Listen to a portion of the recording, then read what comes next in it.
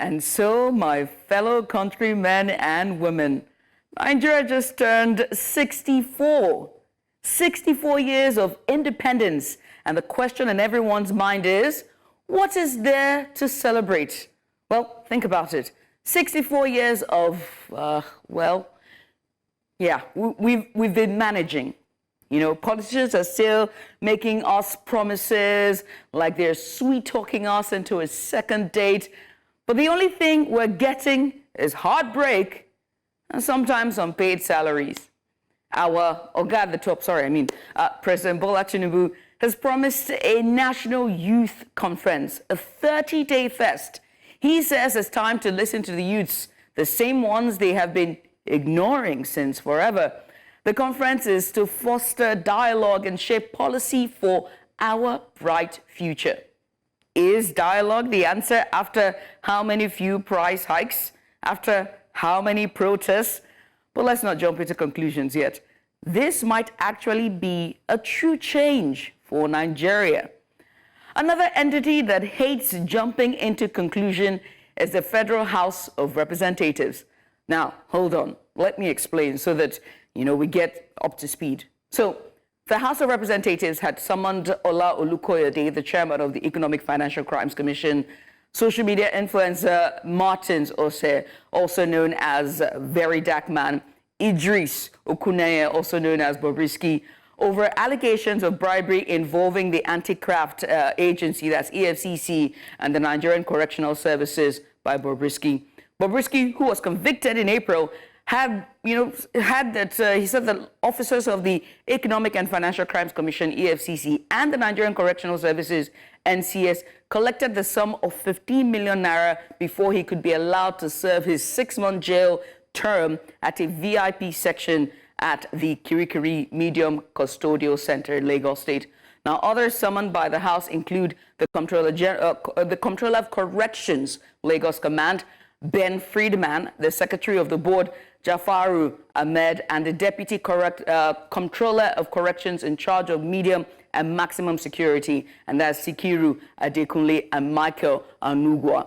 And so, on Monday, September 30th, just before the 1st of October, those summoned for by the reps arrived for interrogation, including social media influencer Very Dark Man, dressed in full traditional attire, and accompanied by a crew member from a Nollywood movie, a talisman. Gosh, I'm sorry for the mix-up. The videos and pictures that when he was arriving at the House of Rep had me very confused because I thought it was a skit. But even more bizarre is his testimony. While addressing the House committee, Very Dark Man said, and I quote, "I don't know why you will be here. I don't know why I will be here, and the person who made these allegations is not here. Bobrisky said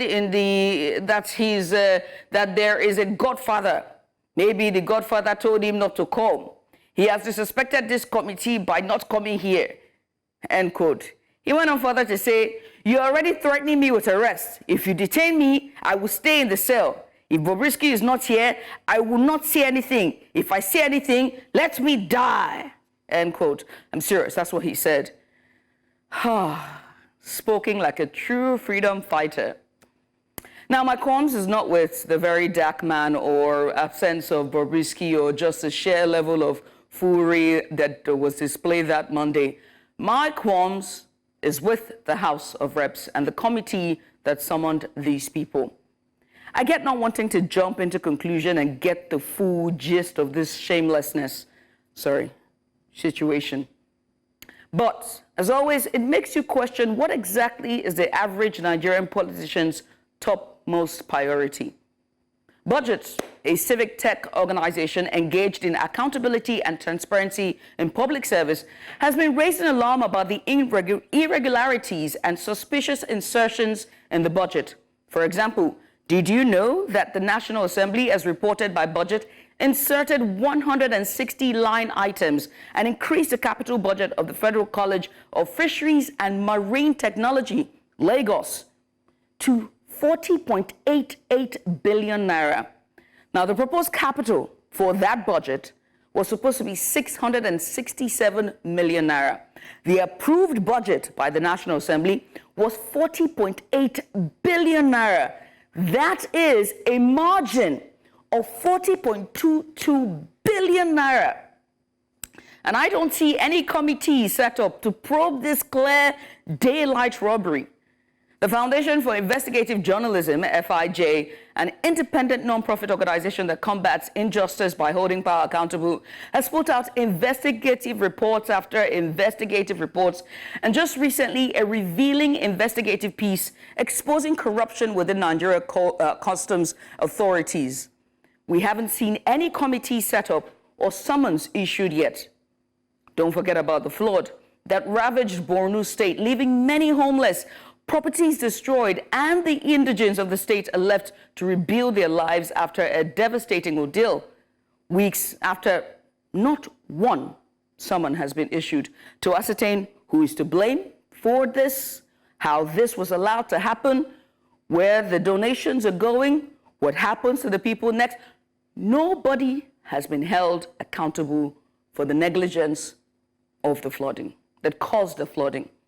And so I ask, what exactly is the topmost priority of the average Nigerian politician and the ruling elites? But alas, the events of Monday, September 30th, is what taxpayers' money have been reduced to. This is what the Federal House of Representatives care about. Well, that and the current, or rather the correct national honor to be conferred on the Speaker of the House. Again, priorities, people. Speaking of priorities, today is supposed to be Rivers State local government elections, and that's top priority on our today's show, okay? But listen, Rivers State is on a different level entirely. And goodness me, if there's one person I do not want to be or envy, it's Governor Siminalayi Fubara. Well, what do you think, Mazino?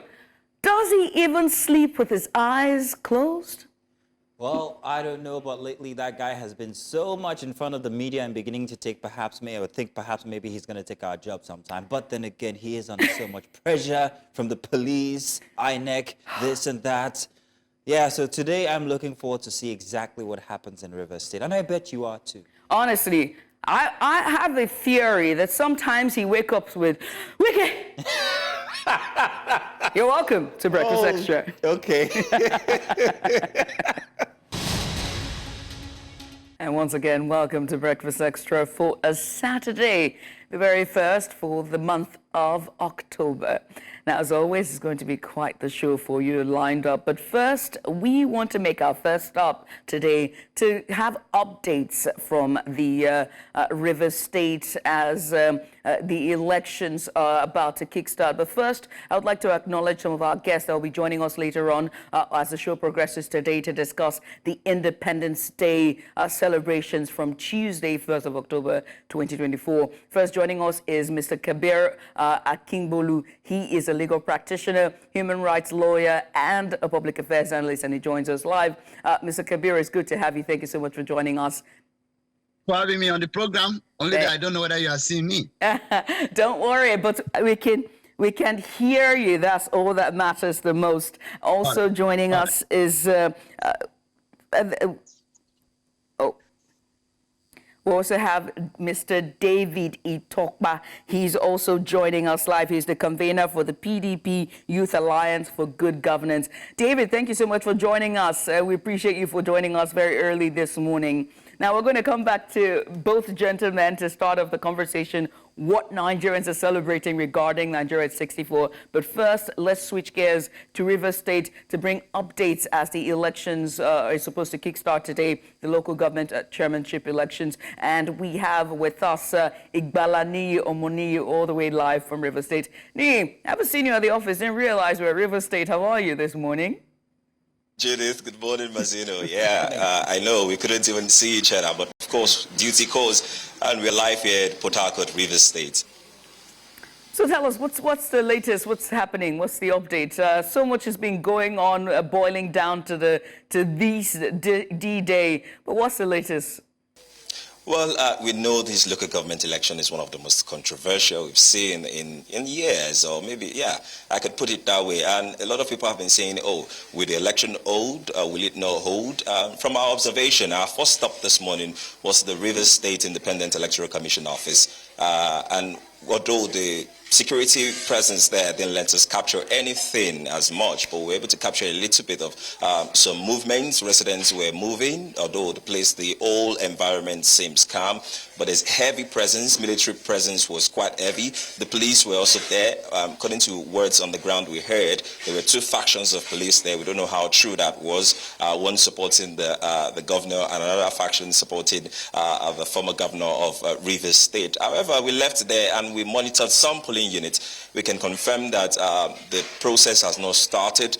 They're still waiting for electoral material. We're right here at Obiriogele, Unit 48, if I'm correct, Ward 1, Obiakpo local government, and everything seems set. All they need right now is for the electoral umpire to come with the materials so they can commence. And we've seen a lot of people saying that they are going to vote today, irrespective of what happened. Elections must hold. I'm here with the woman leader of this particular unit. Please come. Help me understand. Some people are saying elections will not hold, but we see that it seems you already, I can see that place is already set up and is ready for the process this morning. Your good morning, sir. The election we hold. We are here waiting for the election. We are capable to deliver. Are you not worried? Are you not worried about the security? They said the police have said they are withdrawing the security. Are you not worried about that? No, we believe that the election we hold. Okay, let me speak with you, Mr. Kenneth. You were quite confident. You were more confident than the woman leader there, noting that irrespective of what happened, election must hold today. And I'm more concerned about the turnout that would happen today. Do you think people will come out because of are you sure the fear won't actually affect the turnout? Good morning, Nigerians. We are here to abide by the Supreme Court judgment, which mandated the state governments to conduct local government election within a time frame as stipulated by the Constitution. So we are here to support the state government to make sure that election is being held. As you can see, the environment is very peaceful. There is no cause for alarm. The election will hold. The electoral empire just arrived now. Very soon, the election will kick off, and everybody will vote, and will wait for the results to be announced. Thank you. All right. And I can see there are a lot of other people here. Are you going to vote today? Of course. Yes, of course. You are going to vote today? Eager and waiting. Eager and waiting. We are behind our governor. No violence. All right. One thing seems sure for what we can see here, a lot of support for the governor of Rivers State, Governor Siminalayi Fubara, and we'll see how that pans out in the coming hours of the day. But for now, a lot of people are saying, electorate are saying they are going to vote, irrespective of what happened. They are their own security. In fact, when we're coming here, we've seen some of the residents try to organize themselves, trying to ensure that things are peaceful and everything goes as it's supposed to be. But for now, we've not observed any process that has started in any of the polling units. We've been to about 6 polling units this morning, and no election process has started yet. And that's just wonderful. They're seeing that citizens want to exercise their civic duties and, of course, their responsibility to engage in deciding who their leaders will be at the local grassroots there. But I would like to talk to you about the security. I noticed that the persons behind you said there would be no violence, even though there's no presence of the police, and the police have said they will pull back. Now, you driving all the way down there, and from observation from last night and this morning, what's been the security presence like in spite of the police statement for today's elections?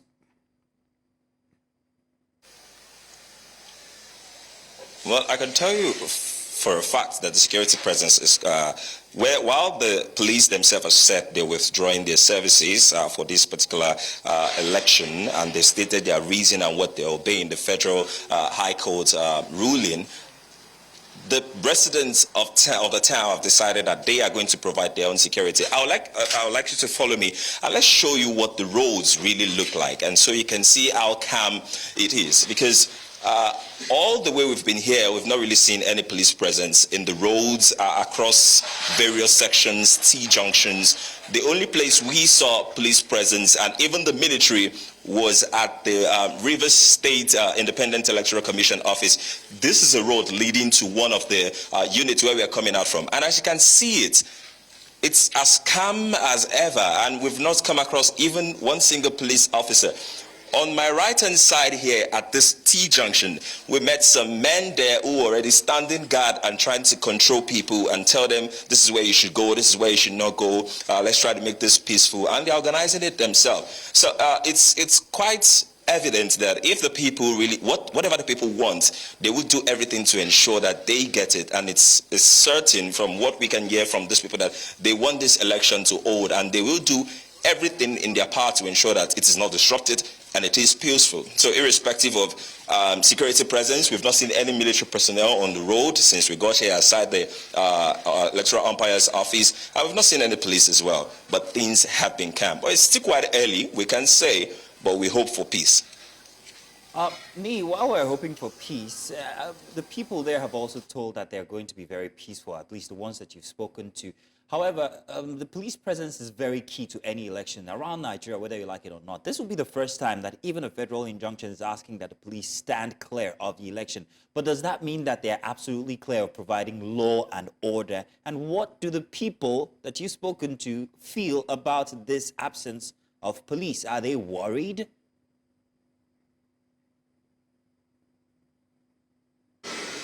Sorry, Mazino, I didn't get you clearly there. It's quite low, but I want to believe you're asking about, I don't know if you can repeat that question. I was asking about the absence of the police and what the people feel about the absence of the police. Are they worried that the police are not around to provide law and order, to make sure that that is in place? Okay, awesome. I wouldn't speak for the people because I still have them here. They have been following us all around to ensure that we are actually reporting the right thing. I will just speak with one of them again. So the question is, are you worried that the police withdrawn its services? Does that worry you for this election? Man, that does not worry me, because I fully believe that the governor has spoken, and that is what we are solidly behind him. More so, we are not worried because we are quite sure that our governor memoed some letters to the DSS, to the Army Security Officer, and to the Chief of Staff of Nigeria. And so we believe that the sister security agencies are going to be here with us, while we are also organizing our local security for ourselves, because we will not stay here and another person will come here to usurp what is rightfully ours. Our mandate is there for us to protect. So believing on what our governor have already done, sister agencies are already coming, and we are already also on ground waiting with our own local vigilante. You are together, so that's just it. We are prepared. This election is a done and dusted event for us, and it's a new dawn for us. This is a political climax in Rivers State, and Abia, we are Chijoke, who is coming from. So we are very, very happy with that. All right, you can see we've seen some of the electoral umpires. You can see him there, just coming with some of the materials that might be used for the election at this particular polling unit 48. Well, so many other things might be unfolding in the rest of the day, but for now I can assure you the residents are ready to protect themselves if the security officials withdraw their support, and they are going to conduct this election, Mazino, irrespective of what happens today. We can see there their passion. Thank you very much, Nee, and when you get back, I owe you water. Water is what I owe you. Thank you very much. It's very wonderful to see how, the people there are, and also you raised a very pertinent question, and that is about the security forces. You made a statement there, which is they are tasked to take care of citizens in spite of the elections. That is their civic, that's their duty. That is their job description, and it's very interesting that they decide to withdraw their troops to be out there, and it's just interesting to see. Anyway, interesting indeed. It is. Well, let's get started, shall we? Yes, indeed. So we're going to get started with, the past week. It was the celebration of Nigeria's 64th independence anniversary. That was on Tuesday, the 1st of October. On Independence Day, President Bola Ahmed Tinubu addressed the nation, marking the day with a nationwide broadcast that set the tone for the celebrations. And soon after, the Independence Day Parade was held at the forecourt of the State House in Abuja, showcasing a blend of tradition and also unity dignitaries. Let's not forget our Unity Ankara, which we'll be talking about sometime, maybe tomorrow. Now, Nigerians from all walks of life attended this historic event, all wearing the national One Nigeria fabric, symbolizing our unity in diversity. Remember that now, didn't you? I was waiting for my material to show up. Now, the president, alongside the first lady, was greeted with military honors and a ceremonial parade and a cultural troops as well, and the cultural display from 6 geopolitical zones of Nigeria. The theme for this year's celebration is reflecting on the past and inspiring the future, encouraging us to consider what we as a nation have achieved and the road that lies ahead. But the question many are asking is, what are Nigerians truly celebrating at 64? But first, let's reflect on the day's celebrations. The parade was a vivid display of Nigeria's military pride and cultural diversity, with colorful ceremonies showcasing the precision and unity of our armed forces and the diversity of our cultural heritage. But beyond the pomp ceremony, many Nigerians are still grappling with critical issues such as unemployment, insecurity, inflation, and political reforms. The list goes on. So as we reflect on these 64 years of independence, it's essential to ask ourselves these questions. What progress have we truly made? And what do we hope to inspire for the future? So to help us explore this, we will be speaking with key stakeholders who will provide insight into the country's political and socio-political landscape as we maybe let them give us their sentiments of the average Nigerian out there. So joining us, we have a list of very interesting guests. We've introduced a couple of them from before. Kabir Akingbolu, political analyst and legal practitioner. He's going to be joining us. And also, we're going to have inside of the studio here with us, Oke Bakassi, who will be joining us later. And also joining us would be, am I missing out someone here? Let's see. Now, we're going to have Mr. David Itokwa, who is also on camera with us, convener, PDP Youth Alliance for Good Governance. You're welcome, sir. Good to have you here. Good morning. All right, gentlemen. So first off, let us ask, starting from the very start of the day for Tuesday, about the president's speech. It's always a good thing to have the president address the nation from before. We would like to know your personal take on it. Mr. Itokwa, let me start with you. What did you think about the president's speech to Nigerians on the Independence Day? Thank you very much for having me on the show this morning. Good morning, Nigerians, and of course, good morning to you in the studio there.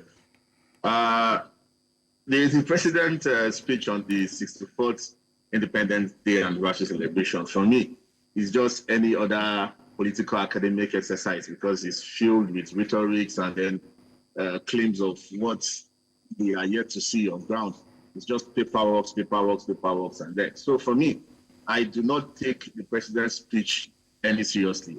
At best, just with a pinch of salt, because for me, it doesn't really reflect the stark reality on ground that everyday Nigerians are going through. What are we celebrating as a country, 64 years? Is it the technical state capture by the political elites, or the fact that one cannot even sleep with his 2 eyes closed for fear of people just walking into your bedroom and harvest you out of your bedroom for sake of ransoms? Is it the insecurity that have ravaged and plagued nearly every part of the country? Name it, southeast, southwest, northeast, you can name it, virtually everywhere.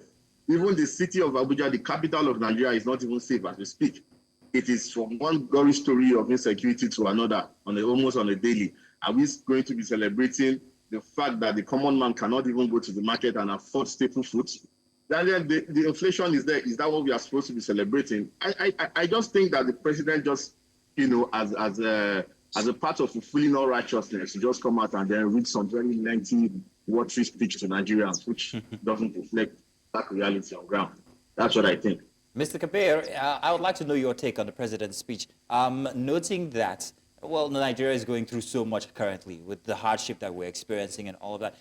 What would you have expected that should have been included inside of the president's speech, reflecting the situation Nigeria finds itself currently? Well, before I speak, I adopt all the thoughts of my good friend here. who spoke earlier before me. I adopt them as mine without any, subtraction. That is just the truth of the matter. And I would have expected the president's speech to include the issues of how we are going to bring down the inflation, how the naira-dollar dichotomy will be addressed, how the central bank will help to stabilize the naira. How is it not shameful as a country that we are celebrating 64 for nothing when $1 which is supposed to be like 1 naira in the 80s, naira was higher than the dollar. So what has gone wrong? Like the earlier speaker has said, it's just like the annual ritual of our leaders coming out to say something we are celebrating. If you can't celebrate if you have no positive news to give us, if you have no substantial development story to tell us, why must you come on the air to be disturbing our patience or our peace of mind?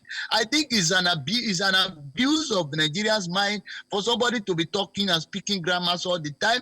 You are not bringing out a solution. You are not making a promise that you are going to do this. Nigerians are, they are natching under the pain of economic reality, which have been very painful. There is nothing that is working at all. Commodities are very expensive. You are not addressing that. As little as Gary, that we used to call the food of a poor man. Nobody, if you are not rich now, you can't even drink Gary. You will need to buy granite. Granite start from like 100 or 200 naira. You will buy water, pure water, in sachet water, 100 naira to drink Gary. So you need like at least 1.5 to still eat. So in a day, you need like 3,000 and they are paying minimum wage of 70,000 naira. This minimum wage of 70,000, some governors have not accepted. So even if you are paying it, the inflation has overtaken it. 70,000 is not reasonable again. It's not useful again because a bag of rice is sold between 90,000 to 100,000. So how do we go from here? That is what we would have expected the president to say. He would have come with a kind of green revolution. We want to go to farm so that can go down, can be affordable. Health can be affordable. These are not in the speech, and I think the speech counts for nothing as far as I am concerned. Mr. Kabir, and also as well as Mr. Kingbolu and Mr. Itokba, it's the reaction to the president's speech has been pretty much the same across all boards. But not just to make a case for the government, right, and to make a case for the presidency. He literally affirmed that everyone is going through hardship in a statement, and also said that there's light at the end of the tunnel, and that all of these initiatives and policies that the government had to enact were necessary to just address the nation and take us to greater heights. And so when we say that, all of this is empty and we're still seeing, we're still in that dire situation, what then should be a political structural reforms, whether it comes to socio-economic and our policies and our politics itself at 64? What would it look like? Let me start with you, Mr. Kabir. When you look at it, well, we can say the president is doing his, best. We can say the government is doing their best. But then, can we look at it from this angle? Like the common Nigerian will say that a good Sunday, the precursor of a good Sunday will start on Saturday. We don't have, the president has spent about 16 months in office. We have not seen any positive thing, so to say. Yes, removal of subsidy, I will always support it. I am supporting it and I will continue to support it. However, what are the balancing policies that can make this removal of policy not to have a debilitating negative effect on the people? This is what Nigerians want. Yet we know the even Atiku, Obi, and the rest of all of them agree that the issue of subsidy is a criminal act that has to be condemned. Or if any of them had won, they would have also cancelled it. However, it's not in a casual or cavalier manner. What is the president going to do? What does he want us, to believe? Now, when the president came to power, a liter of petroleum was 165, 166. Now we are buying 1,100, 1,200, depending on the state you are buying from or from the marketer you are buying from. However, still, it is still very scarce. You still have to queue up. It's expensive. It's not available. What The Nigerians are expecting better than this. We want to give the government, a kind of support. Nigerians have been very supportive. You will see, even when they say they are protesting, it's all peaceful protest. Even October, when they say they are going to protest, it's not something you can really see. But let the government not take our patience for something else. Let them address the issue of, they have now removed the subsidy from power. These are what we are expecting from government. You have the divided Nigeria into 4 categories in power supply. And the Electoral Act 2023, Section 216 and 116 said there shall not be discrimination in the distribution of power. Somebody will not be having like 20 to 24 hours because I live in Agege, I live in Dokpemu, I will be having 4 to 8 hours. It's not so. It's not supposed to be so in a country like this. I am hoping, and I still want to give the president or the government a benefit of doubt. Yes, we have 1.5 years. We still have about 2.5 years more. We believe that the president will do the needful and subsidize either of these, because there is no country of the world, even in America, in the UK or everywhere, they subsidize something. They have to subsidize. They have to subsidize, but let it be a human subsidy. Let it be a one that is transparent. Now there is no subsidy in the budget for last year and this year, but government has indirectly been subsidizing. They have not been telling Nigerians. Let this thing be transparent. Let Nigerians see what you are doing. Let Nigerians know your plan that is practicable and reliable, not just grammar. I know the president meant well for Nigeria, that I know. But then, how is he going about it? How does he earn the confidence of Nigerians? This is what we want. We want the economy to be revamped. That is when the 70,000 minimum wage can work. Otherwise, in the next 1 year, the 70,000 will be useless. We'll be asking for more increment in salary. This is not the solution to our woes that we have now. Right. Well, that's Mr. Kingbolu. He is a legal practitioner, human rights lawyer, and a political analyst there, just giving his thoughts there on the statements and what necessary political structures for our socio-economic climate is necessary. You're watching our reflection on the Independence Day here on News Central TV. It's Breakfast Extra. We're going to show a break. When we come back, there is more. Stay here. And you're welcome back. You're watching Breakfast Extra here on News Central TV. We reflect on Nigeria's independence celebration, 64 years of independence for Nigeria. We're reflecting on the past and also inspiring the future. That is the theme for this year's celebration, by the way. So our guests today, analysts and our panel of discussants today, they've been very stellar. But let me also introduce you to a third guest today. Joining us live in the studio is Mr. Oke Bakassi, comedian, actor, broadcaster, and everything in between. Sir, you're welcome to the program. Thank you very much. Good to have you. Good to have you. Everything. Yeah, a mix of everything. Yes. And also, I just play in the entertainment space. And we adore you for that. Also joining us on video chat, we have with us Mr. David Itokba. He is the convener, PDP Youth Alliance for Good Governance. We also have with us Mr. Kabir Kingbolu. He is a legal practitioner, human rights lawyer, and political analyst. Now, let me, guys, thank you so much for still just sticking around, gentlemen, and being with us. But let me come into the studio and ask Mr. Oke Bakassi. The theme for this year, like I mentioned earlier, it is reflecting on the past, inspiring the future. And it seems to suggest a bridge between where we've come from and where we're headed as a nation. Okay. Right? Yeah. What are your thoughts? That is what is supposed to. That's what, yeah. But what are your thoughts on our political journey as a country that we've undertaken over the last 64 years? If you do a bit of reflection, yeah, you will see that we shouldn't actually be celebrating independence because there's nothing in the past that has shown any level of independence. If you look at it till date, we are still importing some of the basic things of life a sovereign nation should be producing. We are blessed with crude oil. We are still importing fuel to move around. So I don't see where the independence comes into it. Our leaders still cannot take treatment in Nigeria. They cannot enjoy their leave in Nigeria. So they are still outsourcing their own tourism and their own health care I don't see independence. These are basic things that any sovereign nation can do. You know, so when you look at it, we are still at the mercy of the World Bank, the IMF, and all these financial institutions and foreign donors we are still living basically on handouts. We are still collecting loan from China and all manner of places. So there are some indices that should make you independent. We are still not there. That's if you reflect, all right? Now, they say they are inspiring into the future. I don't know where the inspiration is coming from, because right now, we cannot even the simplest basic civic responsibility of change of leadership through the ballot. We cannot conduct it well. We don't even have a central data management. We have all manner of agencies collecting data, and we are finding it difficult to synchronize all of them into one major data bank because we are afraid of tackling corruption head-on. So where are we inspiring to? There are things that should show you that, okay, there's light at the end of the tunnel.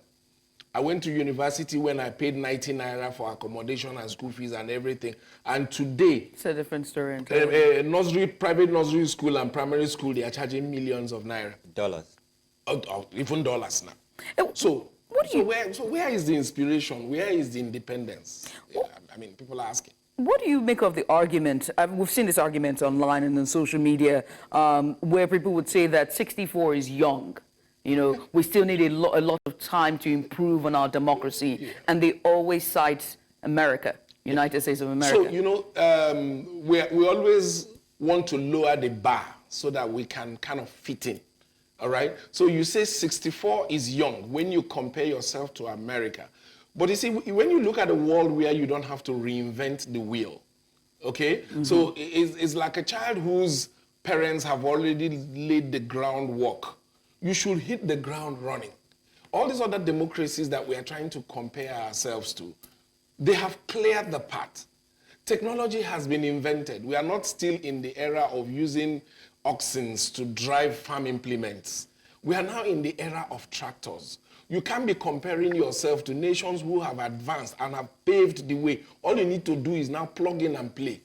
Any nation that is born in the world today will not have to go back again and begin to reinvent things that have been invented already. All they need to do is apply technology.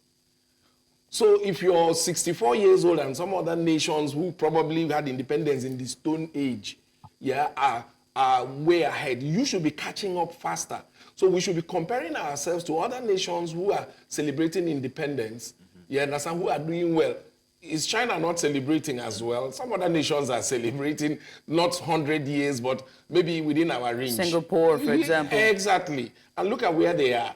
See where even the people in the Arab world, look at where they are. Look at, some of them, we even started well before them.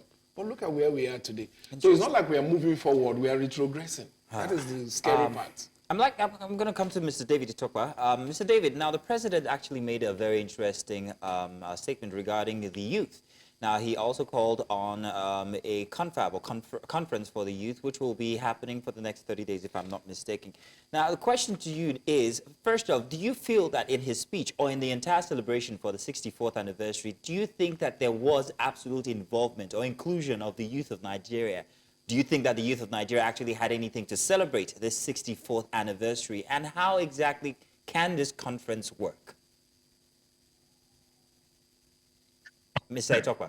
Again, yeah, thank you very much.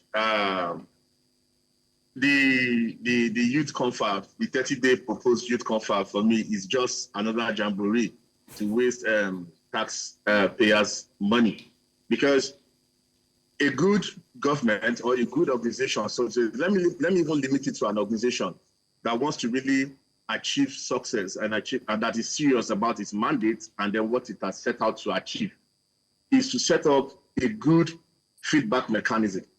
And now let me also remind Nigerians that the president has a retinue of media aides, close to almost 30, if I'm not mistaken, and then some other small ones that we don't even know.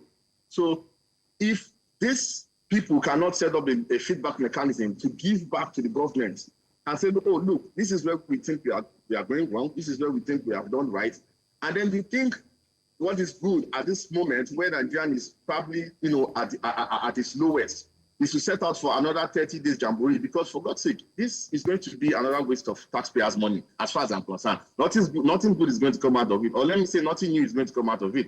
What about the 2014 confab? Where is the report? I mean, where is the Orosonya report? I'm sure it is somewhere probably lying in the dust.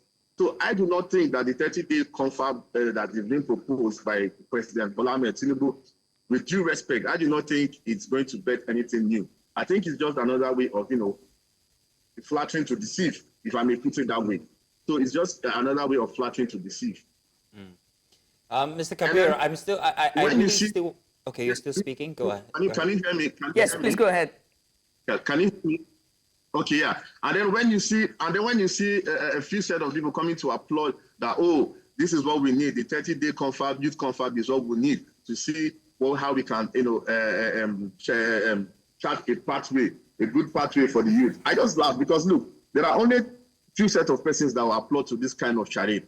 And these are the people, the youths, that probably somehow found their way around the corners of power.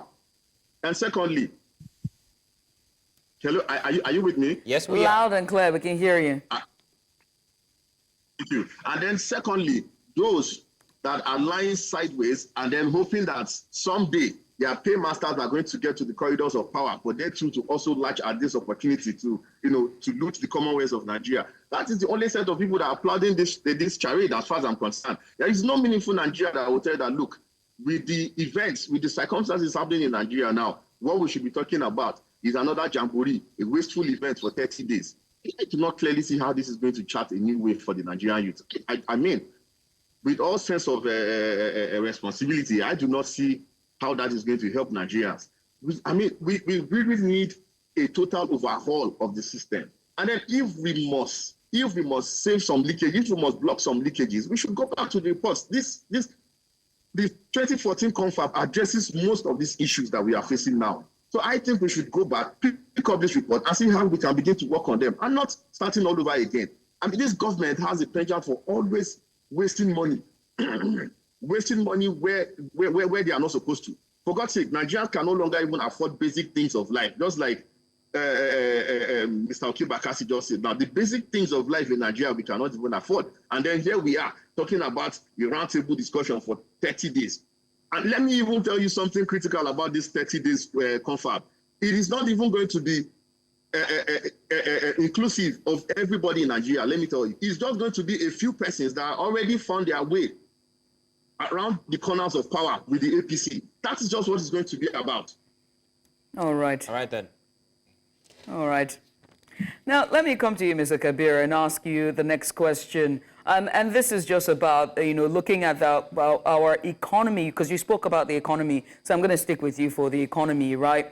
And you talked very quickly on, very pertinent, our new minimum wage, which is 70,000 naira, saying that if this cost of living continue to rise by next year, 70,000 naira will be little, and they would have to go back to the drawing board again to renegotiate. Now, the presidency have stated a number of foreign direct investment that have come into. I understand that Kabir is gone now, but let me come to the studio, Mr. Oke, for you to take that question. Okay. We see that he said that there's been foreign direct investment to the tune of about $30 billion. He also mentioned a number of foreign direct investments and also partnerships that are coming into Nigeria. Is that not enough? He's also asked for patience. Shouldn't we wait? You see, the thing is that I'm not the president. I don't work in the presidency. So I cannot argue with the numbers that they are dropping or the things that they say they are trying to attract. I'm just a Nigerian citizen who is on ground watching what is happening in my neighborhood. They say the taste of the pudding is in the eating. If you like, brandish numbers. We've been hearing politicians brandish numbers. We've been hearing house for all by the year 2000. 2000 has come and gone. We still don't have house for all. Government will always drop numbers and drop all these colorful policies. What is on ground is what matters to those of us. And we are not seeing any of those signs. If you look at the exchange rate is getting worse every day. So, I mean, if you have all these things coming in, some of the indices on ground should be adjusting, to reflect some of these things that you're saying. But on ground, there's nothing that is showing it. The cost of petrol is on the up and up. Foodstuff, inflation is on the up and up. all the negative indices are going up, the positive ones are going down, and you are brandishing numbers. We are not, if we say we don't believe you, there are things on ground to show that we don't believe you. It is more than words. For us Nigerians now at this point, no amount of English that any leader will speak or speech that you write makes sense to us until we begin to see the results in the shops, in the market. So, they can speak all they want. No, I understand that, Mr. Kivir. Mr. Kivir Akimbolu is back. Mr. Akimbolu, let me, if you listen to Mr. Oke's submission there, we want to see it, the taste is in the pudding. We want to see it with the prices at the market. But with the presidency speech, he talked about the removal of VAT, especially on cooking gas. Isn't that one initiative that is laudable? When you look at it, even the issue of VAT, even is another, corruption that is plaguing the nation. Go to any hotel, you ask them to serve you. I have seen a situation, I went to an hotel, serve me ordinary water. They put VAT and they will not remit it to the federal government. They are just helping some people to make money. You ask people to serve you food, they put VAT. I have paid VAT up to 8,000 before. When I took my staff on the end of year, feast, you charge over 8,000 naira. If that is how they remit it to federal government, which will be rich by now. There are a lot of ways the government is fleecing us. Like my brother earlier spoke about the youth confab. It's another diversionary, method to shift attention of people from the hardship, hoping for hopelessness. That, government is trying to do something. We have had a lot of confab under Babangida, we had under Jonathan, we had spent a lot of millions of naira, we had under Obasanjo. Nothing came out of this. There is no government that has made use of this recommendation. It never saw the light of day. The only thing is that they just waste their money on those things. Like the one under Jonathan, nobody was paid less than 17, 18 million naira. Times how many people that are going to be. Now you want to organize youth. Who are the youth in Nigeria today? Because those who can call youth, they are even just learning to crawl. When you talk about youth, you'll be talking about maybe 18 to like 40. But all those people within the range of 18 to 40 in Nigeria today, they are jobless. You understand? The people you can pick who are just trying to work are people from maybe 40 to 60. So this is the problem that we are. How are you going to pick the members of those panel, of those group you call youth? Now, when we look at it very well, look at the price of Gari, look at the price of beans, look at the price of everything. The market is going up. VAT from gas. Why are you not removing VAT from other things? Why don't we go to farm and ensure things are cheap? VAT from gas will not reduce the price of gas if the producers are still selling at a high price. And what will that translate to? It is not just unfair. Government should just look at our plight. They should look at us. And this issue of over-dependent on dollar is another problem. In those days when Nigeria was good, if you are found with any foreign currency, they call it counterfeit currency, you will be charged for criminal offense. But now they dollarized the economy. Again, why don't we use China money? Most of the things we import to the country today, they come from China. Why do we have to translate to change to dollar and dollar to yuan? Under Buhari, they signed the agreement for naira dollar swap. But they didn't use the agreement as swap in May. So these are the things government should look at. Mr. Kavir, you as always, solid analysis there. But we have to put out a PSA now to say that we extended an invitation to a member of the APC to make this conversation as balanced as possible. And that was Mr. Ibrahim Bala, is a member of the APC and also chieftain of the APC. But unfortunately, he said he would not be available for the allocated time for the conversation, but he would have been available for 10 a.m. Today. But we'll try to have a subsequent conversation with him regarding this Independence Day speech and everything surrounding the state of the nation. Now, a quick reminder that coming up at the top of the hour is the news. But before we go, just very quickly here in the studio, what would you like to see, Mr. Vakasi, in terms of political reforms? I've asked Mr. Kibir, I've asked, what would you like to see? All right, a quick one because of, for the sake of time. Yes. One, we need to fix our punishment and reward system so that people can respect the rule of law. Aye. So we need to punish those who we are supposed to punish and reward those who we are supposed to reward. Because right now we are rewarding people who we are supposed to punish and punishing people who we are supposed to reward. We need to fix that. We need to have a central data management system.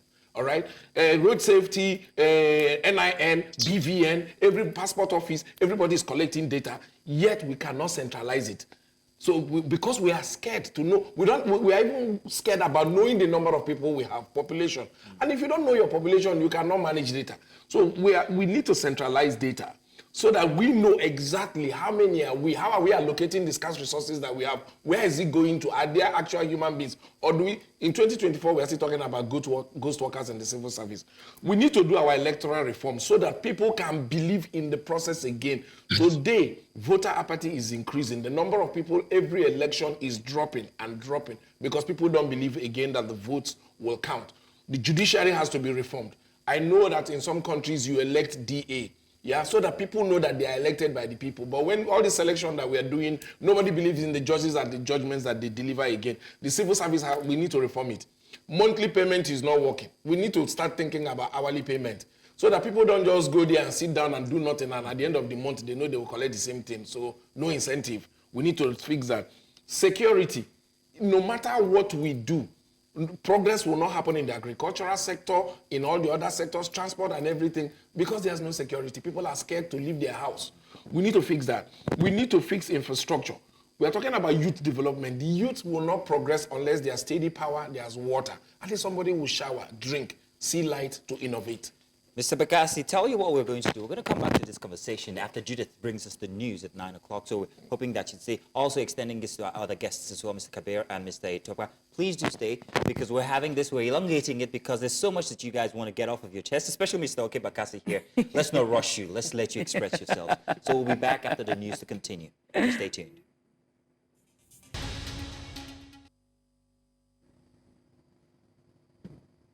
We apologize for that break there, bringing you the headlines. But now it's time for the headlines, breakfast headlines on Breakfast Extra. I am Judith Atibi. We'll begin with the latest in Rivers State, where Inspector General of Police Kayode Egbetokun has cautioned Rivers State Governor Siminalayi Fubara against making baseless allegations. This follows the governor's threat to hold Egbetokun accountable if there was a breakdown of law and order in the state. The tension arose after Fubara intervened in an incident at the Rivers State Independent Electoral Commission office, allegedly preventing police attempt to remove election materials. The police have described the governor's remarks as unwarranted, urging caution and decency in the pursuit of political objectives. Still with Rivers State, the military has withdrawn its battalion from the front of the Independent National Electoral Commission office in Rivers State. The withdrawal is in compliance with a judgment by the Federal High Court in Abuja, which barred the military from participating in the local government election scheduled for today, October 5th, in the state. Residents were seen raising their hands as they passed through security at the INEC office. This development came in the lead-up to the local government election, which has been overshadowed by controversy and political tensions. Still on election matters, all is certainly not well within the Labour Party in Abia State, as members seem lost in the program of the state executive concerning the forthcoming local government elections. While some members say the party primary has been held, others are still hoping for the primaries to hold. News centrist Chinwe Ugeli has details. The internal disagreements within the Labour Party is not abating anytime soon. While some of the opposition parties in Abia State seem poised for the local government elections of November 2, 2024, such cannot be said of the Labour Party, which now has two factions. So there's nothing strange happening, and based on the timetable of the APSEC, I think Labour Party will meet with the deadline, and everything is on course. There's no confusion anywhere. For the local government election, the All Progressives Congress has opted out for reasons of inadequate time for preparation, while the People's Democratic Party has conducted their primaries. It remains unclear how the Labour Party is handling theirs, even as all primaries end on Friday, October 4, 2024. Lots of party faithful of Labour Party have gathered here at their party secretariat in Umuahia to pick nomination forms for the various positions of interest. Unfortunately, the party chairman is yet to arrive at the secretariat as of past 2 p.m. on this day. I'm here to collect a form for a councillor since 9 o'clock. The party chairman is not yet around. They asked us to wait. So I know maybe something might have kept them waiting. Maybe they are holding a meeting for our own favor. I think what they are doing is still negotiating and trying to put in one or two things in place. But as you can see, we need a lot of fastening up. We have been here since morning. The same thing happened yesterday. Attempts to get the acting chairman of Labour Party in the state, Emmanuel Oti, to speak on the developments failed. As if the confusion of some intending contestants is not enough, members of the party from Abia North local government area are protesting alleged imposition of a candidate for the council. We have come here to tell our amiable governor, Dr. Les Choma Oti, that he should please allow us to exercise our right of democracy, where we can go and vote our choice, because this third tier of government is very important to us. We want people that know us. They took their protest to the government house in Umuahia to drum it into the ears of the governor that they want to be part of the primaries to ensure the candidate is actually the choice of the masses. We are the one that will suffer it when the time comes. Yes. What has happened in the state in these few months or year that has gone is quite unfavorable to all the members here. Yes. Other people have been getting, so let them allow us to elect our own person, somebody we want. Yes. That even if he messes us up, we say, okay, it is our choice. Yes. Let them not impose anybody on us. Chief Press Secretary to Governor Alex Oti Ukohanjoko, who received them, promised to take their complaints to the governor.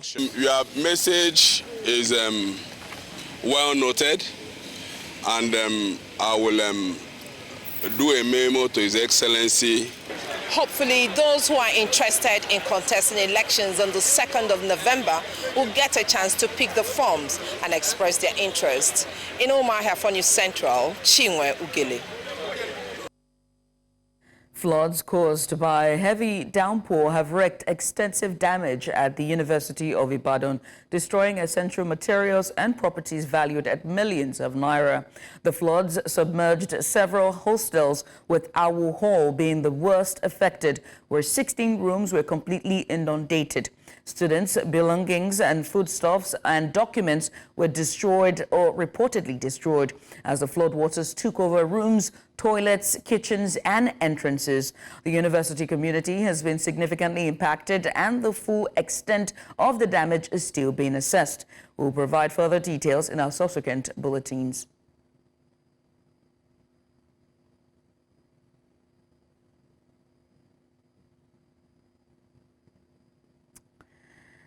And now to health. The Democratic Republic of Congo, the epicenter of an mpox outbreak, will launch a vaccination campaign against the virus starting on October 5th and will start with the areas most affected due to the current limited stocks of vaccines. Health Minister Samuel Roger Kamba confirmed this at a press conference in the capital, Kinshasa.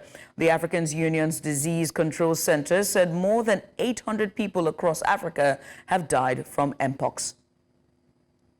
Demain, le 5 octobre, la campagne de vaccination. Bien sûr, nous allons lancer en tenant compte de doses dont nous disposons et en tenant compte de la stratégie que nous avons prise, c'est-à-dire de toucher d'abord les zones les plus impactées par les virus. De Goma, demain, quand on lance, on amène immédiatement les doses dans le Sud Kivu parce que le Sud Kivu est la province la plus touchée. Et donc, on va essayer de vacciner d'abord effectivement les adultes parce que le vaccin que nous avons reçu est déjà homologué pour les adultes. Et bien sûr, il y a des recherches qui nous font penser qu'on peut l'utiliser aussi chez les enfants de moins de 17 ans. Mais pour l'instant, étant donné le nombre de doses que nous avons, nous allons commencer par les adultes. Les besoins sont beaucoup plus importants. Vous pouvez imaginer que dans un pays de 100 millions d'habitants, ce n'est pas avec 265 000 doses qu'on résout le problème. Mais c'est déjà assez pour commencer dans les zones les plus touchées. Nous attendons que le deuxième lot de vaccins Bavaria nordique qui nous a été annoncé par la France de 100 000 doses arrive. Mais nous attendons plus encore les 3 millions de doses que le Japon a promis et pour lesquelles effectivement nous avons déjà fini toute la procédure et c'est seulement la partie logistique maintenant pour que le vaccin soit livré. And that's all the breakfast headlines at this hour. We'll bring you more at the top of the hour for 10. It's back to Breakfast Extra. Stay here.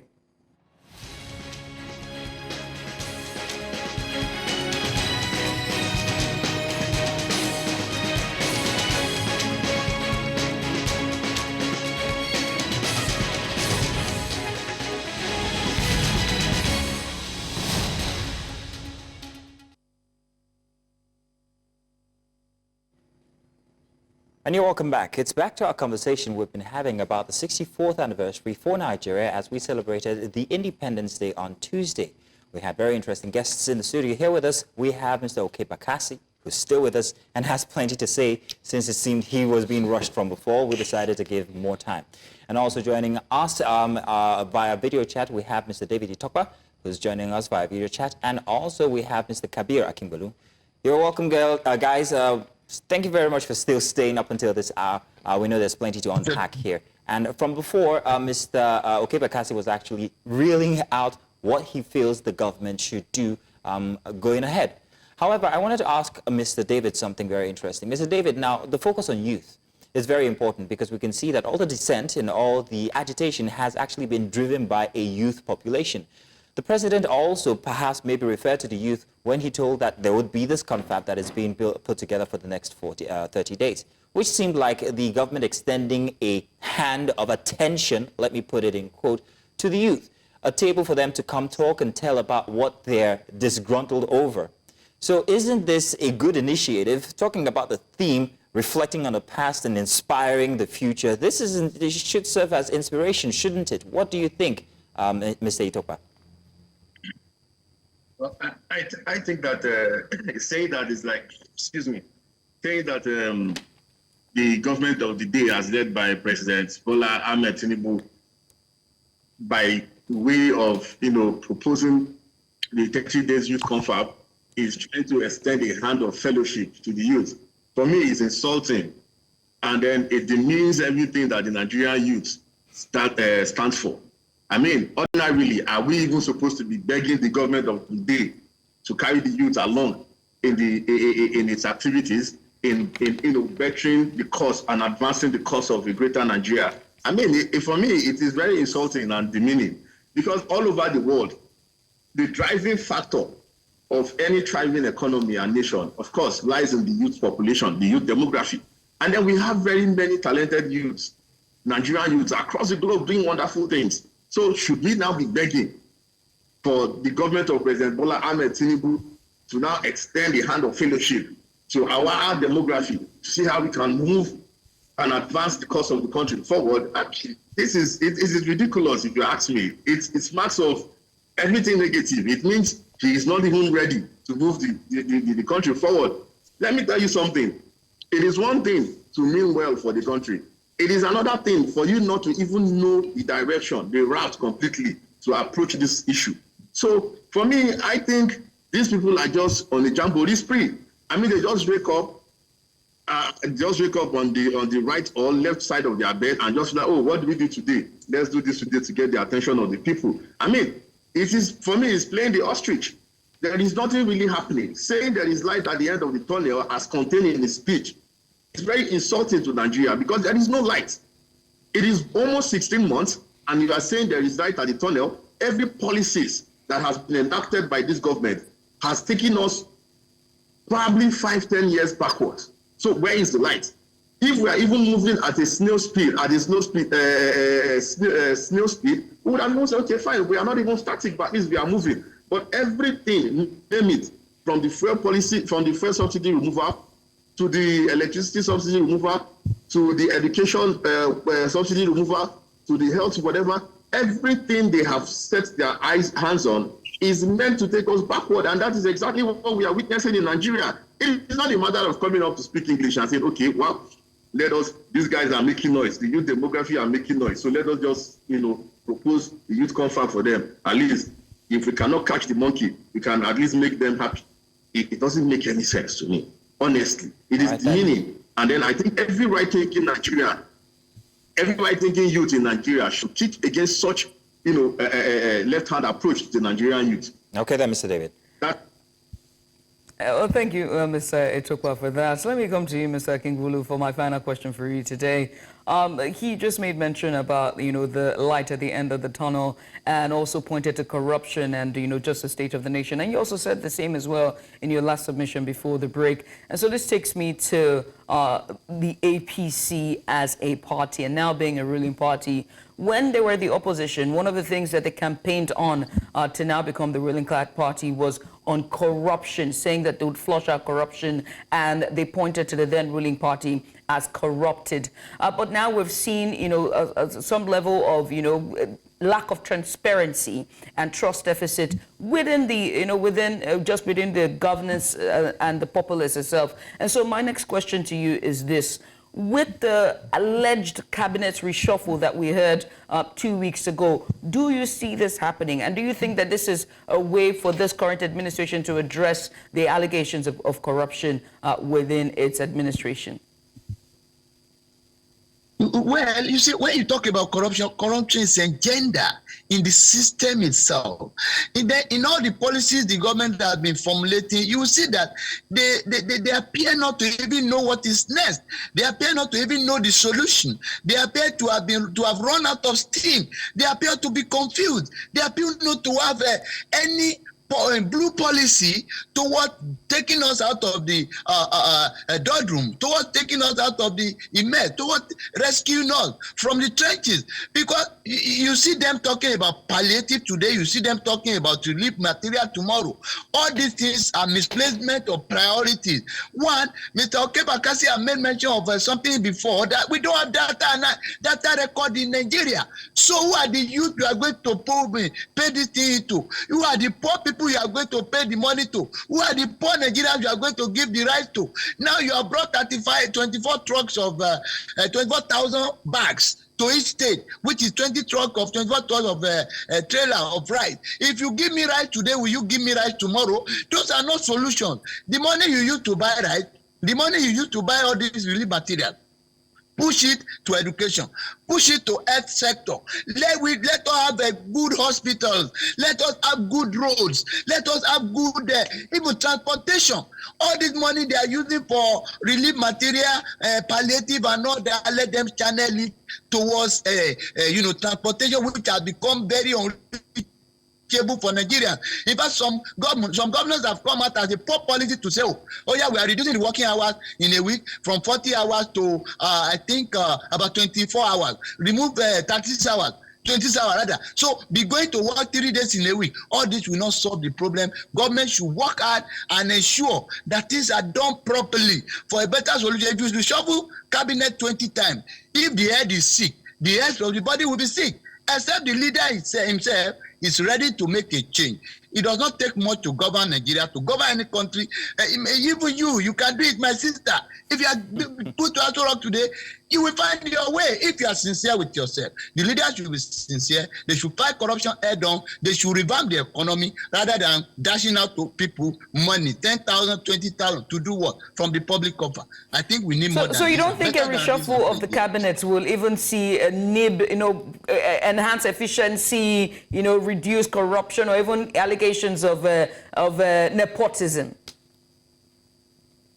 Yeah, if I am a leader of a class, for instance, in my class, I have all the money they contribute to me, I spent it, I am not ready to make any change, then I am now, every day I come back and say, oh yeah, you be my assistant, I want you to be the cleaner, I am not ready, so far as I'm not ready to change, there is nobody that can change. In sociology, They say no man can grow bigger than the society he belongs to. You cannot, and if you read this book by Joseph and Robert Greene, 48 Laws of Power, you cannot outshine your master. If you rise too early in the government, in your performance of duty to government, they will sack you the next day. So you have to look at the body language of the president or that whom you are serving before you can perform. They also have a template for you. You cannot create a template that is beyond your budget. You can't create a template that will outshine your master, the president. So the president or the presidency should be ready to do something meaningful, should be ready to do something drastic, in terms of development before any minister can perform. So it's just changing the wine and using the old skin. It's the same result. Or changing the skin, not changing the wine. It's the same thing. You can't do the same thing over again and expect a different result. This is not the situation. Unfortunately, APC came to power with slogan of integrity. They promise a lot of things to the youth, and this is what we are seeing. They are better off when they are in opposition than when they are in power now. So we must pray for Nigeria. We must pray for our leaders to succeed. Yes, indeed, Mr. Kabila. Thank you very much. Regarding his comments asking whether if you give me rice today, would you give me tomorrow? Mr. Okebekasi, I'm wondering, they're serving breakfast, lunch, and dinner with rice, I guess. I don't know how we arrived at rice as being the solution to national problem. I don't know. Maybe we took a leaf from the religious bodies, because at a time in Nigeria, olive oil and holy water could solve any kind of problem. Even prayers. Yes, maybe government borrowed a leaf from them and decided, you know what, why the religious bodies will be using olive oil and water, we will use rice. But you said something very interesting. So if there's flood damage, we throw rice at it. If there's any problem, we just bring some more rice. There's disaster fund. To your touch on the judiciary, when you talked about punishing those who have done wrong, it's very, very critical. We have a new CJN now, Kekere Akun. Do you think that going forward that these kinds of matters would be addressed? The multiple judgments we have on cases, especially when it's political, people are being arrested and not, we're still looking. Where is Yahaya Bello? Would we see a change? And even the courts and the politicians using the courts to wield when it suits them when it comes to judgments as well. Yeah, so you see, the problem with Africa, Barack Obama came here and he said it to us, that we have succeeded in creating strong men and not strong institutions. And when you have strong men and not strong institutions, that you get the kind of democracy that we have in Nigeria. We have created a situation where nothing will thrive because from ab initio, it has been planted on a very poor soil, all right? The judiciary, if you like, bring anybody from the moon to come to Nigeria and be the head of our judiciary, it is not going to work because the structure is very faulty. Yeah, everybody must, if you're hired by someone, you must check the body language of the person who hired you.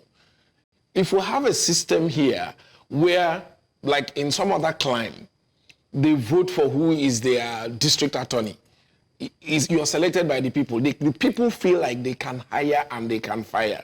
If we have a judicial reform system where the judiciary is truly independent, where it is not the executive or the National Assembly selecting who is the CJN or whoever, then that person can be accountable to the people who have brought the person to power. But we saw how some of them were removed in the past, where the DSS will be used to storm their houses at night and, bring up some allegation against them, and even somebody who is head of the judiciary can't defend themselves.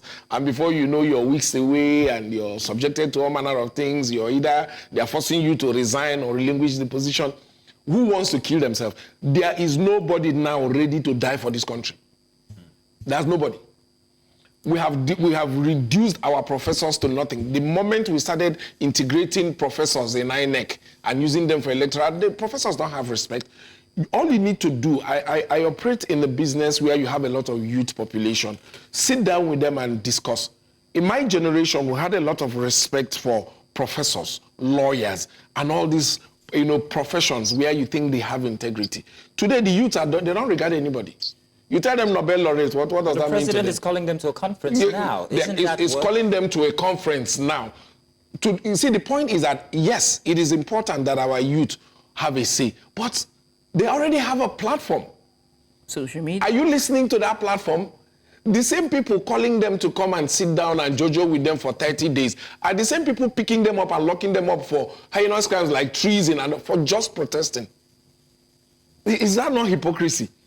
You're picking up these youths for airing their view publicly. You're locking them up and putting charges like terrorism and trying to topple the government on them, and you're still calling them to come and discuss. I see where you're going now. You understand? So I mean, make it worse. Put me in a room where I can just simply reach out and grab me. I know you. I get it. I get it. So what are we coming to discuss? Yeah. What are we coming to now discuss?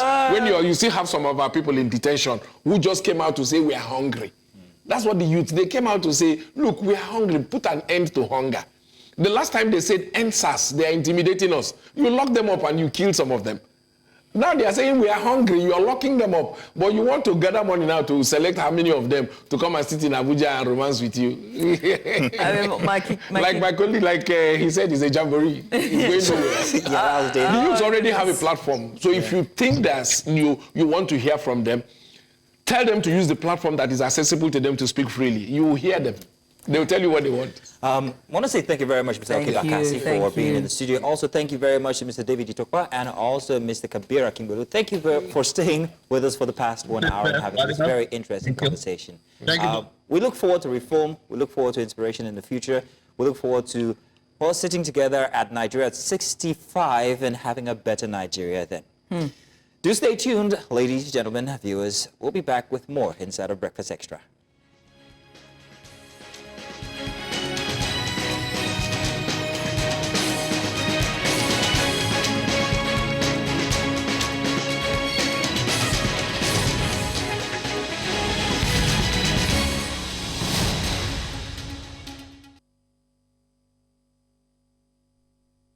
Welcome back. Now, as Nigeria marks another year of independence, President Bola Ahmed Tinubu actually reached out to the youth and told that he would be having a 30-day confab.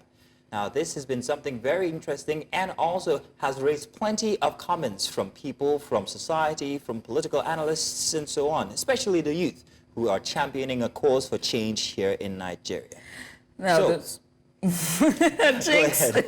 Now this process has come, this announcement comes amid continued public protests. We've seen the hashtag End Bad Governance protest that happened in the month of August, and we also saw the protests across states in Abuja and Lagos during the October 1st Independence Day celebrations. And so to discuss the significance of this conference and what it could mean for the future of Nigerians and its youth, younger generation, joining us live in the studio is Juwon Sanyaolu. He is the national coordinator of the Take It Back movement. Juwon, thank you so much for joining us. And also joining us later on during the course of the conversation is going to be Azim Salako. He is researcher, African politics and integration. He's going to join us in due course. But first, Juwon, thank you so much for coming on. We appreciate you for doing this with us. Thank you. First, what's your initial reaction to President Bola Tinubu's announcement of a 30-day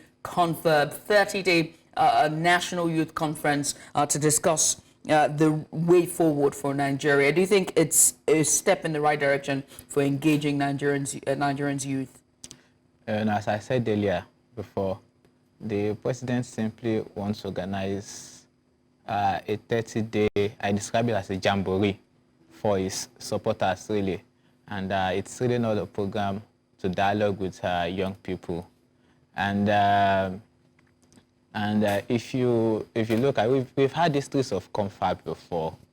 There was a 2014 confab that the Jonathan administration had, where did it end?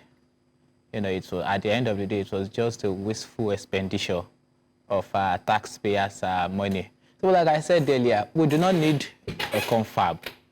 You know, what the demands of the Nigerian young people, it's very clear. And that's why I said that the president is not interested in dialogue.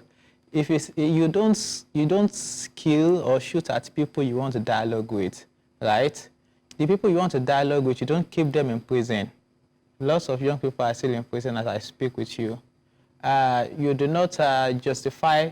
If you want a dialogue, you do not keep justifying the killing of young people, protesters. The the renewal of the IGP's tenure seems more like a thank you for the massive repression we witnessed during the 10 days of August protest. So if the Inspector General of Police is still keeping his job, the president is not interested in dialogue because no one has held the IG accountable for the violence unleashed on protesters during the 10 days of protest. No one has equally held him accountable for the violence unleashed against protesters just in October 1 in Abuja, or what they did to young people in River State during the October 1 protest. No one is holding anyone. So we can't have a dialogue with the president with guns to our head. It's not going to happen. Juwan, I want to pick on a word that you keep using, which is the word dialogue. Yeah. You're the national coordinator for Take It Back movement, and you've been out on the street. You've been actually calling for change since the start of the protest, whether it was August or whether it's October 1st here in Independence Day. Dialogue seems to be one word that you're using. Now, during the president's speech, he says that, hey, we are going to focus on the youth. We're going to create this forum where we can dialogue with the youth. So I'm wondering how else the youth, and I'm using you as a section or a sample of the youth now, want this dialogue to happen if there is no coming together. A venue. That's why I said a venue. Now, I understand that the expressions might be different. We've been having one-way conversations, and this is quote, that's not the best word, conversations in the sense that we are pushing out our thoughts, our demands out there. We're not getting back that response, which is where the word dialogue comes. So is this not an extension or, let's say, a truce in some way, or a platform for that dialogue to actually happen? In a way, I've answered this question in two ways, or using two grounds, while answering it in two ways, possibly. And like I said earlier, the president is not interested in dialogue. That was practically the summary of my statement. If for there to be a dialogue, at least you have to recognize that there are demands. What makes you think he's not interested? Exactly. You have number one, you have to recognize that there are demands. The president he addressed the country on the 4th of August, right? He did not even recognize protesters had demands in the first instance. He went ahead on the gaslighting spree. Said, oh, don't allow yourself to be used. Don't do this, don't do that. There had been lootings. So the president went ahead gaslighting protesters. That's number two, is that the other angle to this is that, look, our demands are clear. You understand? As I've emphasized, non-negotiable, is that what you're saying? As I've emphasized, do you want to negotiate the right of young people to have free and compulsory education? You understand? Why is it that when it comes to look at one of our major demands is the problem of the constitution, for instance. How do you continue to operate a constitution that thinks that unemployment benefit to the aged and elderly and to young people without jobs cannot be justiciable? But you can pay. There is elderly who have served this country for as long as 50 years, 30 years. Unemployment benefits, like retirement benefits, unemployment benefits is not justiciable. But it is justiciable to pay a governor or senator who barely served for 8 years. You pay them a fortune, build lavish apartments for them. How do you justify a constitution that thinks that free and qualitative education to our young people? I mean, no country develops beyond the quality of the education it dishes out. It is the basis, the ground norm and basis for industrialization. How do you say that educating young people is not justiciable? But paying huge emoluments to senators, governors is justiciable. For instance, ASU, the ASU president recently made a remark, was it yesterday or the day before yesterday, that 15 million naira comes to the university monthly. To come to this university monthly, but to a whole university, you're giving the whole university 15 million naira monthly. But senators, a senator is collecting 21 million naira monthly. I mean, what kind of system do we operate in this country? So those are policies, yes, right? And you said that the president doesn't want dialogue. That's what he said from his body language and from his statement from the 4th of August. He doesn't want dialogue. But he has stated that this conference would give platform for youths to be able to be involved and engage in shaping the policies that affect their lives. Isn't that dialogue? Why does he want to, like I said earlier, we've witnessed this thing. It's not not the case that we have not been here before. We were exactly at this point in 2014. A confab held in 2014. What was the outcome? But what we're saying now is that rather than lavish taxpayers' money, waste taxpayers' money on some of these things, you understand? Why not? There was no dialogue. There was no confab before the president announced on May 2023 that subsidy is gone, and now we are dealing with the aftermath of that. People can no longer afford food. So what we are saying is that the same platform you used to announce subsidy is gone, you can't go back to the same platform and say subsidy is back. And then the same way made policies that had caused many Nigerians penury, hardship, and people are dying by the day. The same way he did that without calling a confab. He should go back to that same platform and reverse some of these policies. What we're also saying is that he did not call a confab before he started taking advice from IMF and World Bank. These are foreign agencies. Talk about charging protesters for treason. Treason, simply put, is that people are serving foreign interest over the interest of your country. But what we've seen over the last 1 year since the president had come into office is that he has continued to serve foreign interests over the interests of the Nigerian people. So who then is committing But he's treason? not the only one that served foreign interests. If you we should try all of them for treason first before we start trying protesters. So we should try Tinubu for treason. We should try Buhari for treason. Jonathan should be tried for treason, but not protesters asking that government should be run in a way that benefits the interests of the people. I mean, who tries protesters for saying we want good governance? What sort of madness is that? Okay, Joel, let's put the demands of the youth to one side, not eliminating them. What would you rather have heard the president say that would cause some thought of involvement on the side of the youth? Now, he called for confab. You say no.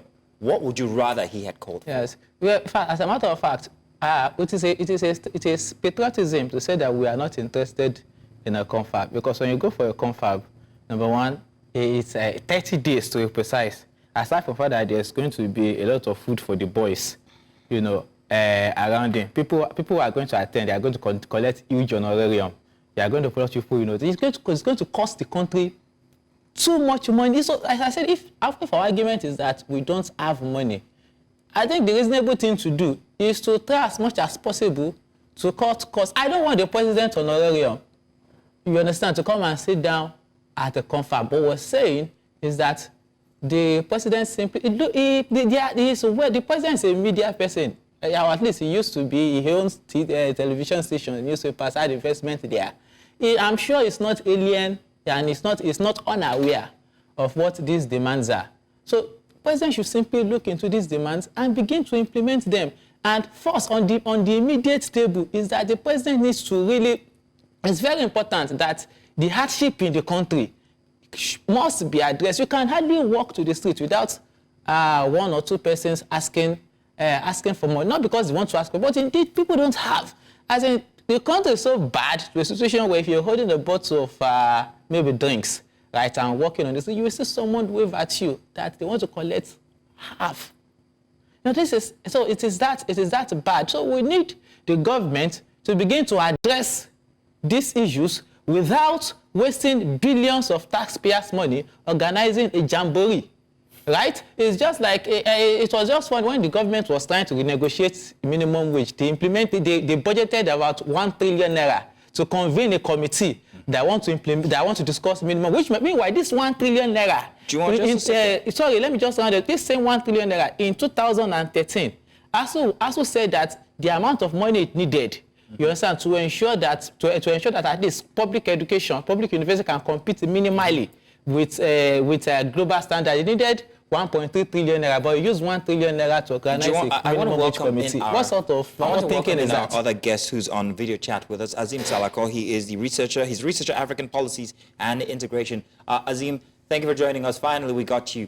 Azim, we've been talking about the youth conference that the president has called for. We've used the word dialogue multiple times because it would seem that dialogue might not be the best expression to use here, since it doesn't really define what both parties are requesting. The youth on one side demanding no going back on change and policy, and the president demanding for, well, what many might call dialogue. I'm sorry I'm throwing that back in.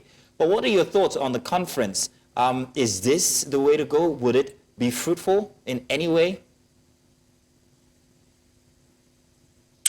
Thank you. Good morning. I hope I am audible. Yes, you are.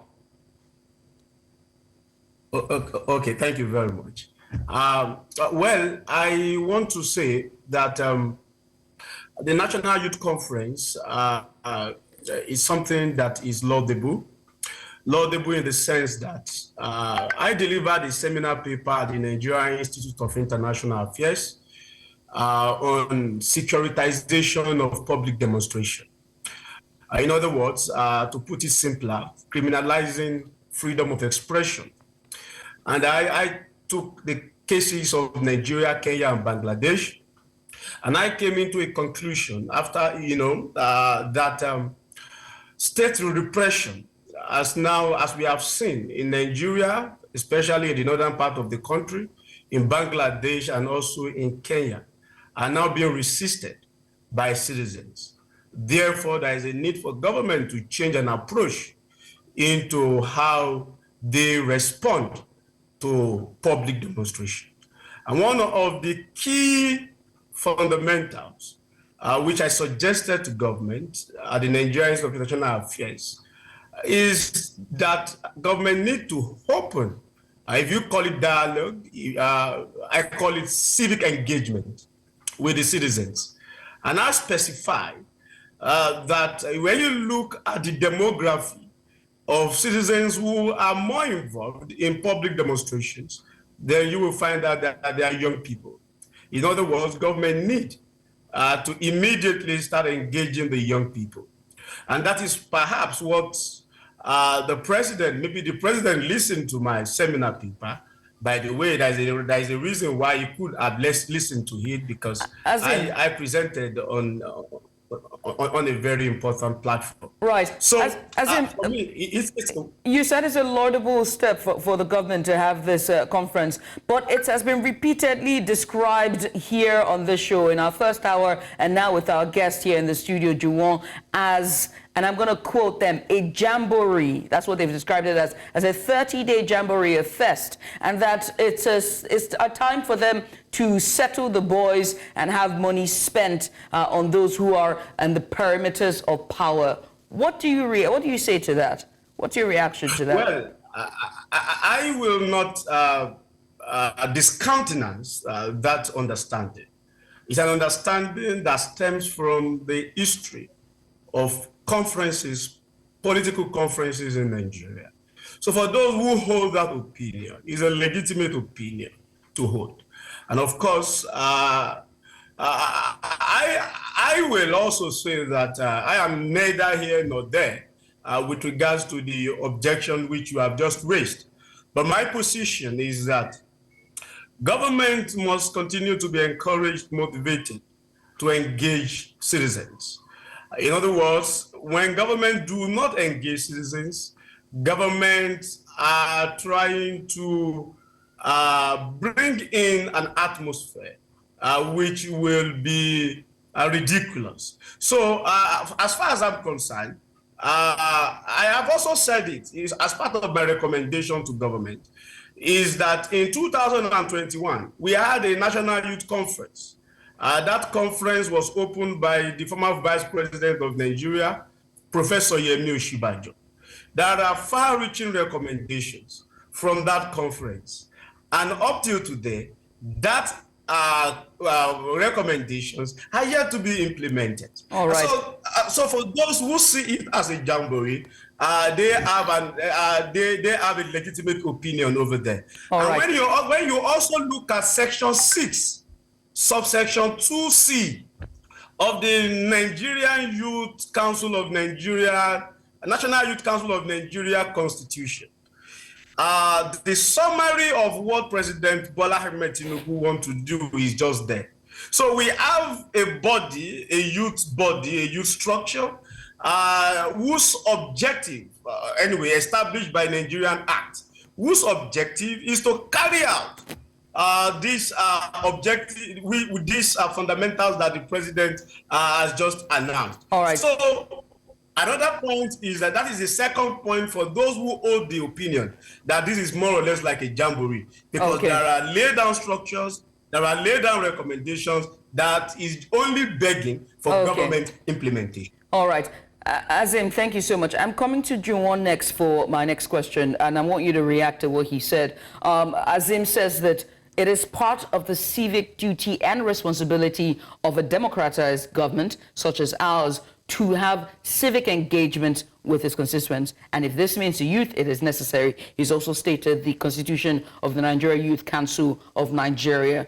What is your response to that? So it's a civic duty of the government. Do you still think that the president doesn't want dialogue and this is just a jamboree? Yes, I will answer this in two ways. I'm not sure, again, the president is concerned for anything called civic duties. But it was our civic duty to protest. It was their civic duty to protect us, but they repressed us instead. And they are trying us for treason, for exercising a civic duty. That's number one. The other part of it is also that when we speak, I agree that the government should engage with the young people. But how do they engage with the young people? The government needs to engage young people with jobs. There are millions of young people without jobs that are unemployed. These are part of our demands. Let them be engaged with jobs. Our young people need to be engaged with education. Many of them are dropping out of school. Engage them at that level. Ensure that they are not dropping out of school. Fees are not costly.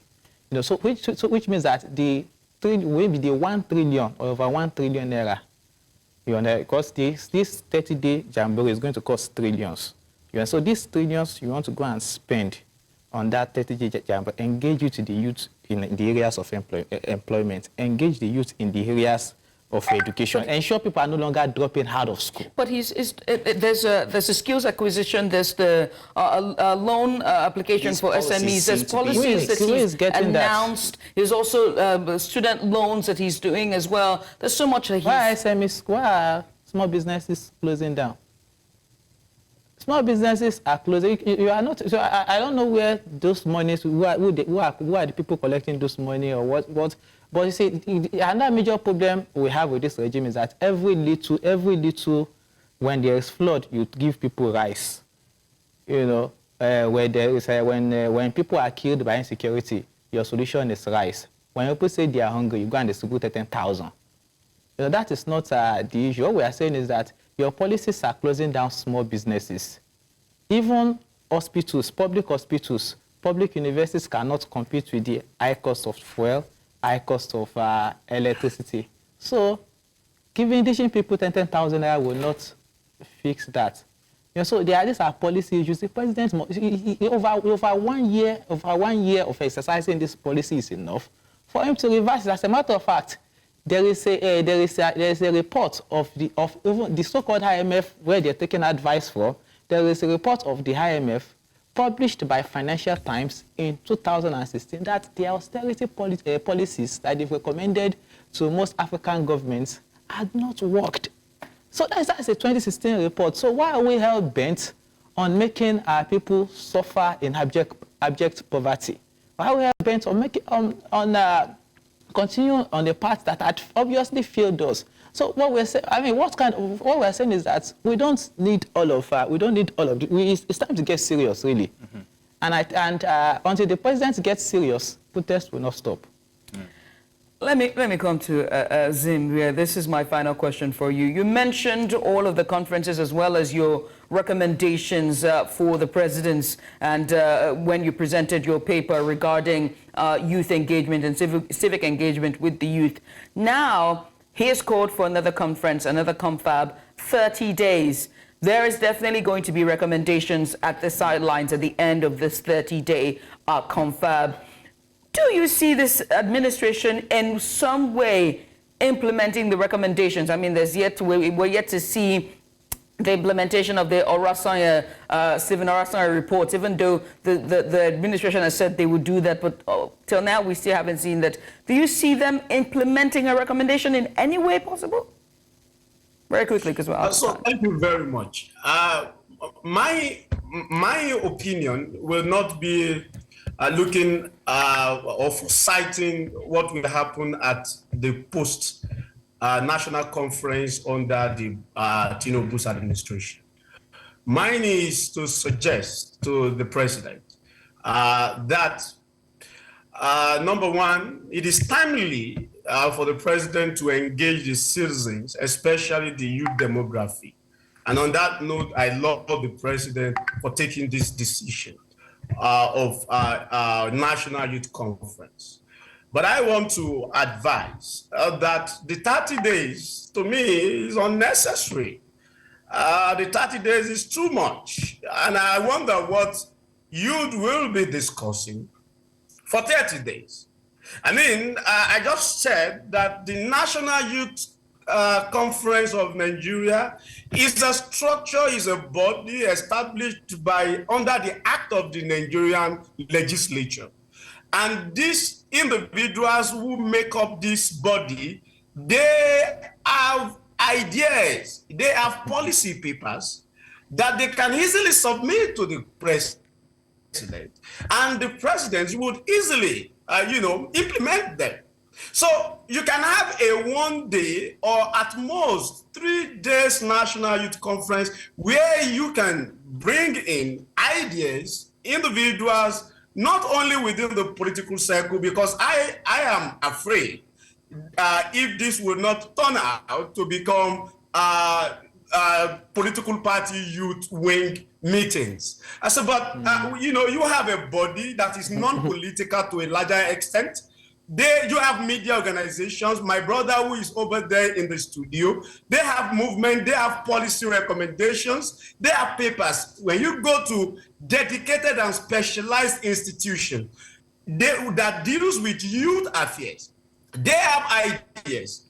All I think we need to do is just 2 days, 3 days to analyze and aggregate all these far-reaching opinions and recommendations. All right, Mr. And then Azim, turn it and then summarize them and present it to the president of Nigeria already, but so thank you very much. That is my recommendation to the president. Thank you very much for your recommendation. Finally, in just 1 minute, just want to know, would the Take It Back movement be a part of this conference? If you were the extended invitation. Unequivocally, we are not going to be part of that conference, and the reason is simple.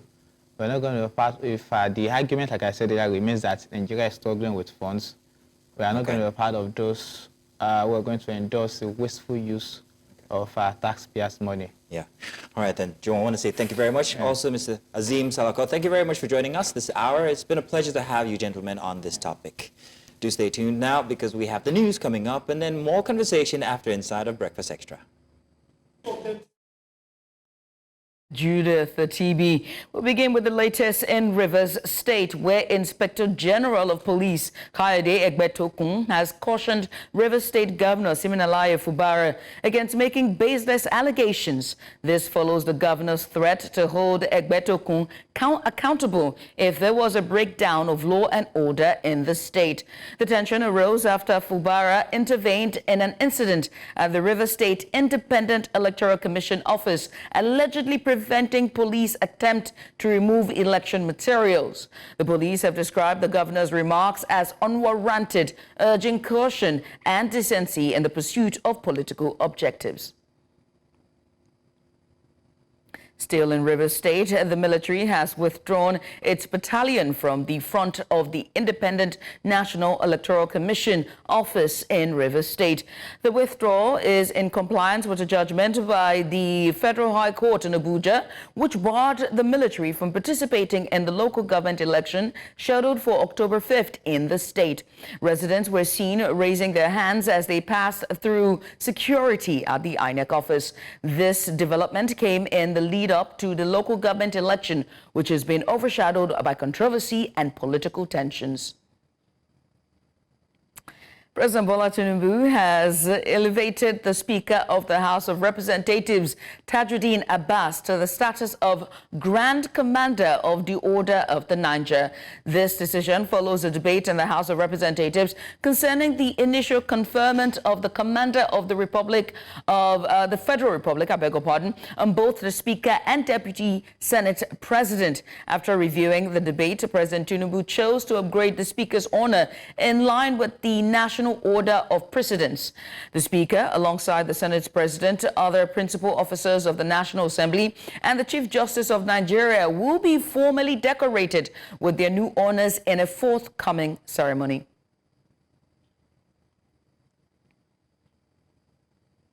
And now to Oyo State, as floods caused by heavy downpour have wreaked extensive damage at the University of Ibadan, destroying essential materials and property valued at millions of nairas.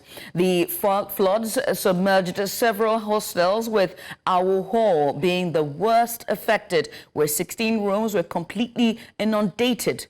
Now, students' belongings, foodstuffs, and documents were reportedly destroyed as the floodwaters took over rooms, toilets, kitchens, and entrances. The university community has been significantly impacted, and the full extent of the damage is still being assessed. I beg your pardon. We'll provide you with further details in our subsequent bulletins. We head now to South Africa, where e-hailing drivers on Friday gathered at the boat offices in Johannesburg in protest following a tragic incident that has drawn attention to the rising violence they face while working. A viral, heartbreaking video on social media shows an e-hailing driver being brutally shot and killed by two men posing as customers. This shocking act of violence reveals, among others, the dangers that many drivers encounter each day as they provide a vital service of transportation. In response to this latest and horrific crime, e-hailing drivers are demanding justice, security, and better protection measures from the boat offices. News Central's Wangani Ziziba has more, and we'll bring you this report in our subsequent bulletin. And that's all we can take this hour. Remember, we'll bring you the full bulletin at the top of the hour for 12 noon. I am Judith TV. We switch our guests back now to Breakfast Sector to bring you update from River State for the local government elections. Stay here.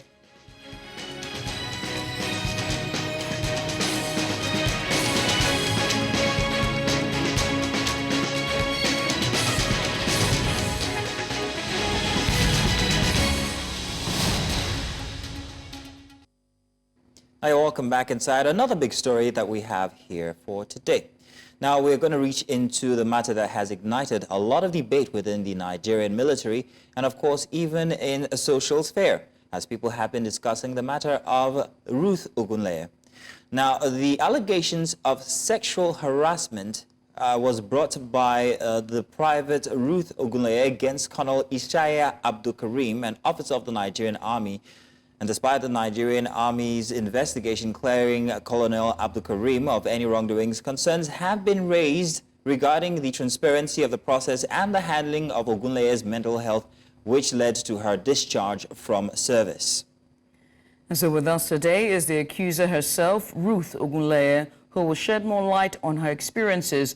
And also joining us is a security expert, retired Captain Umar Babangida. He's also a former Army officer, and he will provide insight into the internal workings of the military and its procedures in such sensitive matters. Lady and gentlemen, welcome to the program. Let me start with you, Ms. Ogunleye. First of all, I must say my heart goes out to you for whatever's happened to you. But firstly, can you give us a summary on the incident that led to your dismissal from the Nigerian Army? Thank you very much, ma. I lost interest in the job because of the inhuman treatment. I lost interest, and I wrote a discharge, a voluntary letter, which was approved by the appropriate authority. And it was approved and through the intervention of the Minister of Women Affairs. So I was never discharged from the army. It's just a lie, a pure lie. I was never discharged from the army with mental illness. I wrote a redress, a voluntary letter that was approved by the Chief of Army Staff, Lieutenant General T.A. Lagbaja. So I was never discharged, ma'am. You said you were never discharged, but now the statement from the Nigerian Army says that you were discharged. There was an investigation regarding your allegations against the Army officer Abdul Karim, and then you're now saying that you're not discharged. So tell us, what exactly transpired between yourself and the Army officer Abdul Karim, and what was the proceedings of the investigations and the hearing? Okay, I met Abu Karim in Cantonment Medical Center, Ojo, where Abu Karim was the commanding officer. So when he asked me to sleep with him and I refused, he started maltreating me, with extra duties, putting me inside guard room. I never see it as anything until he started giving me injection, which is called Lakati injection. After giving me this Lakati injection, then he would take advantage of me and put me inside body bag, and thereafter he would take me to psychiatric hospital. You ask some soldiers to go and drop me there. He will collect my ATM, my phone, my everything. Then they will keep me in psychiatric hospital where other officers will come there and start taking picture of me. So this whole thing continues severally. This whole thing happened severally. He denied me access to military courses. Past, I don't go home to see my parents. I don't benefit anything from the unit, like Christmas rice. He denied me so many things. So I was tired. I went to military police to report him. Nothing was done. I went to legal service. Legal service, they're just like army lawyers. I went to legal service. Nothing was still done. So I tried my best, and I summoned courage to the former Provost Group Commander, 81 Div Kofu Aibayomi, Brigadier General M.L. Abubakar, who later intervened, and he now said, if at all, because he told the man that I have mental illness, that the man should not listen to me.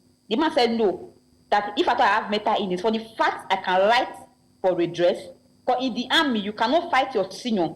You can't beat your senior. You only seek for redress, which I sought for redress at that time, and nothing was still done. Even when the man intervened, they only went there and they play home politics, because Colonel Abu Karim and Colonel Shelobo here, they are the most senior officers in the medical corps. They are all cosmates, so they play home politics, and nothing was done. So I still went back to the unit where this whole thing continued, and when I exhausted the whole procedures, I went on social media to complain. That was January 9th, 2024. I went on social media to complain how I was victimized and harassed by this set of colonel.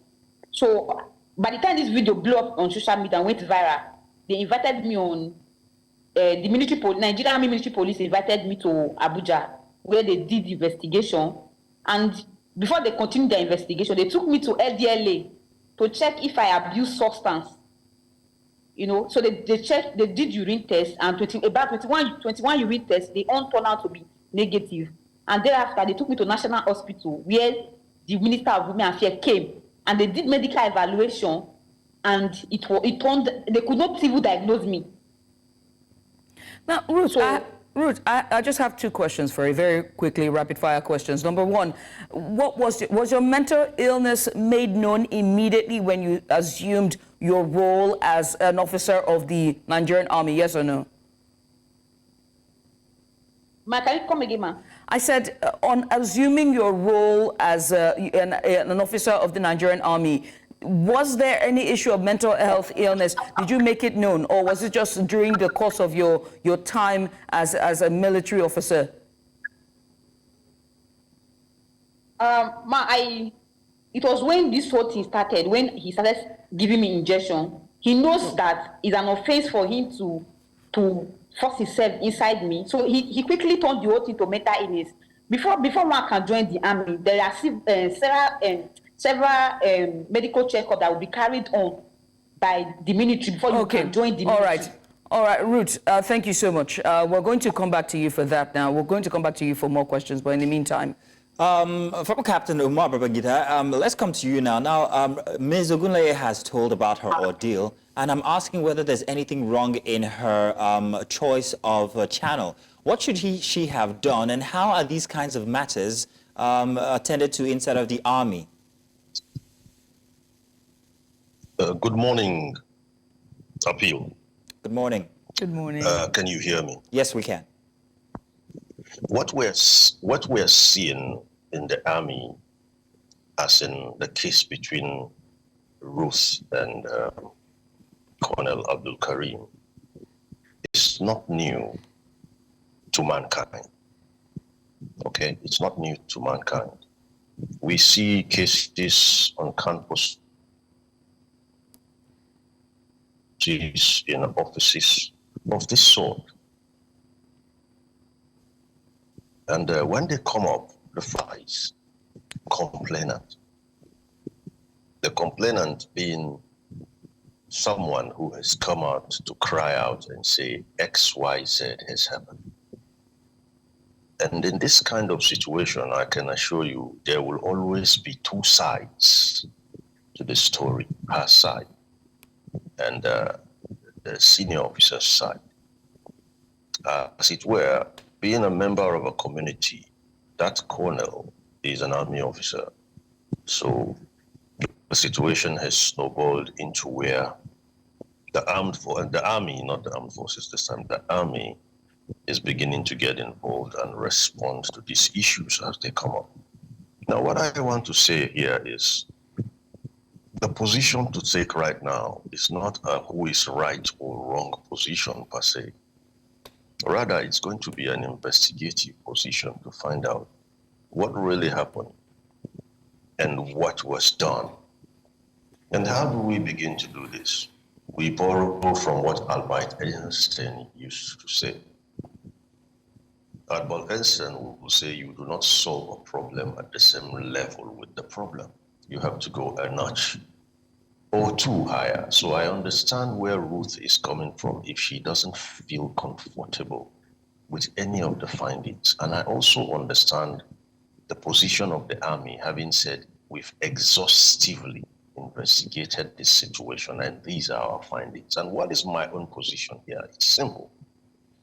Having had this situation, which is beginning to look like a family quarrel, an inside family quarrel, we have to bring resource people from a neutralist ground who have the right competencies to look into this situation without the necessary allegiances to any part or any side of this divide as we see it. And we do have them in abundance. If you want psychologists, they are there. If you want counselors, guidance counselors, whichever way you look at it, because what is happening today is going to tear up our armed forces in two, okay? We do have soldiers and we do have officers, and both of them have to work pari passu to drive the successes of our armed forces. I can assure you that our female soldiers are stakeholders in this. Their male counterparts are stakeholders in this. NCOs, non-commissioned officers, are stakeholders in this. So are officers, so are commanders, so are formation commanders, and so are service chiefs.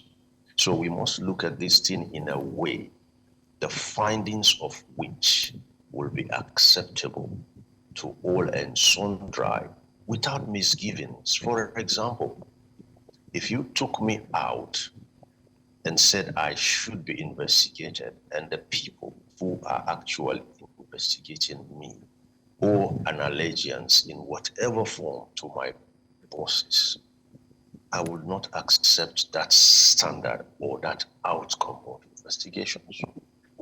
But what if we brought in people who are no longer committed? What we brought people who have been released of their obligations to the same system and said, okay, you know what? Here's the situation. One of us, Ruth Ogunleye, and another of us, the Colonel Abdul Karim, have a situation, weigh in, look into it, and give us a feedback. I think that should be the way to go. All right. Yes. I just want to make a comment, and it's about transparency and trust, the trust deficit that we see clearly with this system, and our question of transparency when it comes to the proceedings between Ruth and Colonel Abdul Karim. You made mention of independent parties, to come in and investigate, but we know that the Nigerian army and by extension other sister security agencies do not like leaning out to independent agencies when it concerns matters within internally. They always like to fix things internally. And hopefully this case would, start to open dialogue and conversations about a bit of transparency and honesty, and also the trust deficit when it comes to situations like this in our security forces and agencies. Interesting one there, Judith. But let's come back to Ms. Ogunleye. Now, Ms. Ogunleye, it's been, 10 months since you first came out with this on social media. You've also reached out to certain notable personalities, female notable personalities, and we're wondering exactly how far this has gone. Has anybody taken special interest? Has any recourse come? Or what's the situation right now? And how do you feel regarding whatever the army has put out after the investigation? So I think what the army did there, they're just trying to cover up for Colonel Abdul Karim, and everything, the reports they announced, they are all cook-up story. Because I actually came to human rights radio station, Berekete radio station, that led to that report. So there's no. So all the reports the army said, and how they said they discharged me, on everything they said in that conference were just lie. And for now, I think some lawyers are showing interest, and I just hope that the army release Colonel Abdul Karim, and I want an open investigation. That is all. Some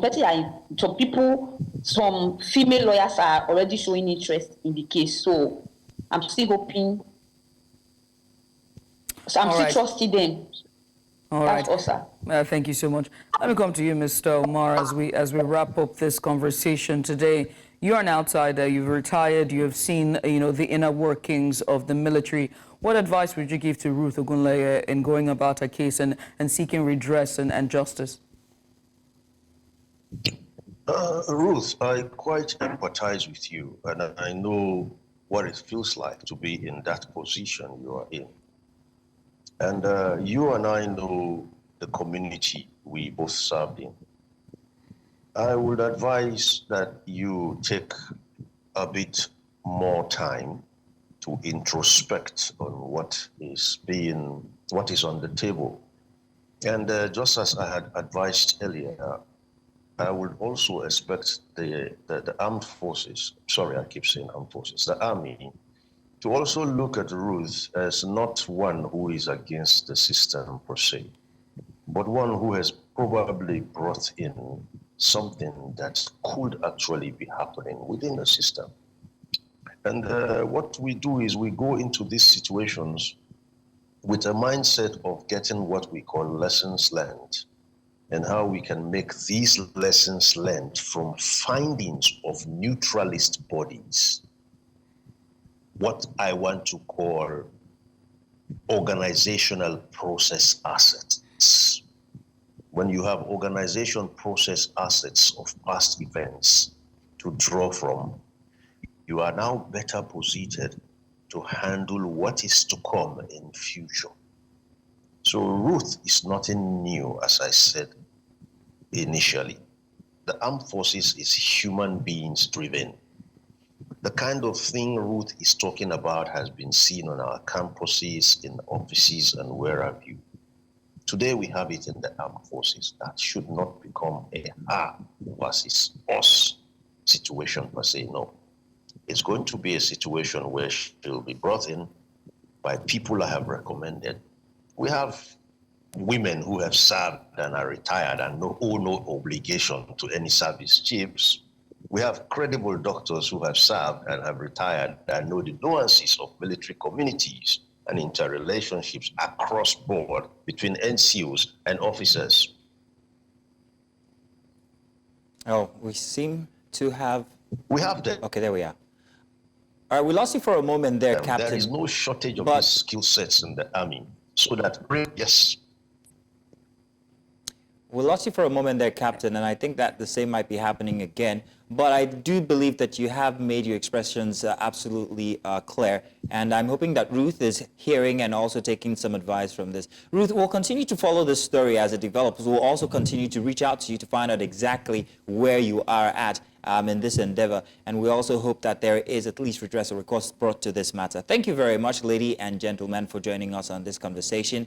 And we ask that our viewers do stay tuned because we still have more inside of Breakfast Extra coming your way now.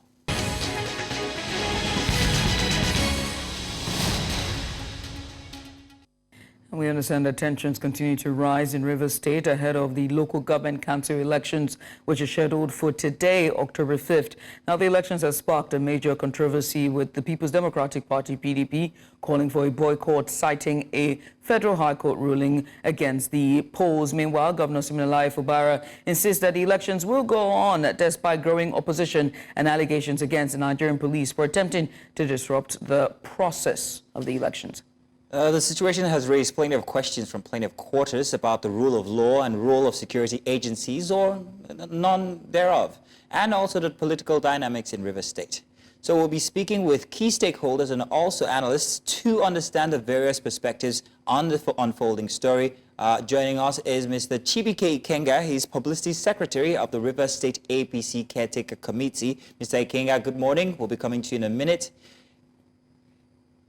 And thanks for having me. Yes. And also we have Ugochukwu Oputa, public analyst and also political commentator, who is also in Rivers State as we speak. Ugochukwu, good morning. Thank you for joining us. Very much. Thank you for having me. Good morning. Let me start with you, Mr. Ikenga. We see that you are on the move and on the road, and we hear news of protests. But please tell us what's going on where you're at the moment. Okay, thank you so much for having me once again. We're APC leadership and members on a procession towards the Port Harcourt Polo Club from the party office. Like you're aware, the party office was last night bombed with explosives and destroying and burning some parts of the building. And serious gunshots also took place. I think there were address press to that effect, but we are processing further to the Polo Club, Port Harcourt Polo Club, to drive home the point that there is no election, that we are obeying the court order, the court judgment that had asked the election to be halted, even though we see some actions that pretend to say that the Rivers State government and the Rivers State Independent Electoral Commission insist on disobeying the court judgments. Right. Can you give us a bit of update? We understand there was a protest earlier today. Is this procession a protest, or what exactly is the aim for your procession today, yourself and other chieftains of the APC and members of the APC? Yeah, what we are doing is we are driving home the point, making the public know that we still stand on our position, that we obey the court judgment, which halted the election, and to inform the public that we are not participating in whatsoever way any election which was stopped by the courts. So that's exactly the point we are trying to make by this procession. Okay, then. We're going to move to Mr. Ugochukwu, who is also on the move as well. Ugochukwu, if you please give us your location and what exactly is happening at that location. Okay, I'm currently at my 30 Cebu Street, which happens to be where the candidate for the APC, Action People's Party, where he is voting his vote. The situation here has been relatively peaceful. In fact, the participation is very massive. People came out early and used to vote in most of the wards, the units here. The one here, the one at Ward 10, where you have about 5 units in one ward, unit 27, 28, 29, 30, and 31. And one of those units also is the unit to the former Deputy Speaker of Federal House of Representatives, who actually voted Mr. Right Honorable Austin Okara. So far, elections have been going quite well, and peaceful. Distribution shouldn't start early as 8 o'clock, 8:30 in some areas. And Rivers State, yes, the absence of police is well noticed. The roads are scanty, only in clusters where people had come out to vote. But I must say that the election speaks so much of the character of Rivers State people and the desire of these persons, of the people of Rivers State, to have for themselves an election where they elect local government executive. Also, we should take in consideration what is the impact, what is the potential of not having this election.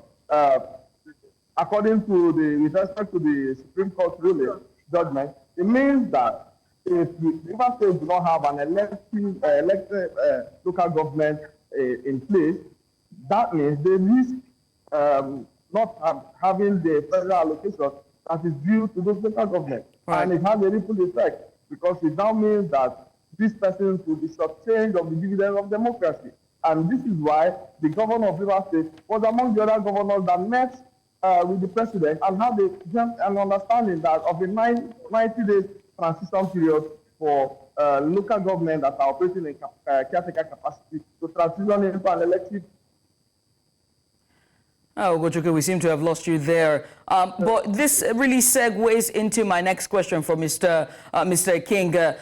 We also, earlier on, we had a correspondent, our reporter, who's live at Obiakpo local government area, one of the polling units there at Obiakpo local government area earlier this morning. And he said that, the citizens and the voters were out and ready to vote. And he spoke to residents there who cited exactly what Ugochukwu just cited, that they are going to be following the Federal High Court's ruling and also the stipulations of the law, saying that all state governments as well as the state electoral commissions must carry out the local government elections within 90 days as stipulated, and they want to vote. What's your reaction to that, given your procession by the APC? Oh, okay. Thank you.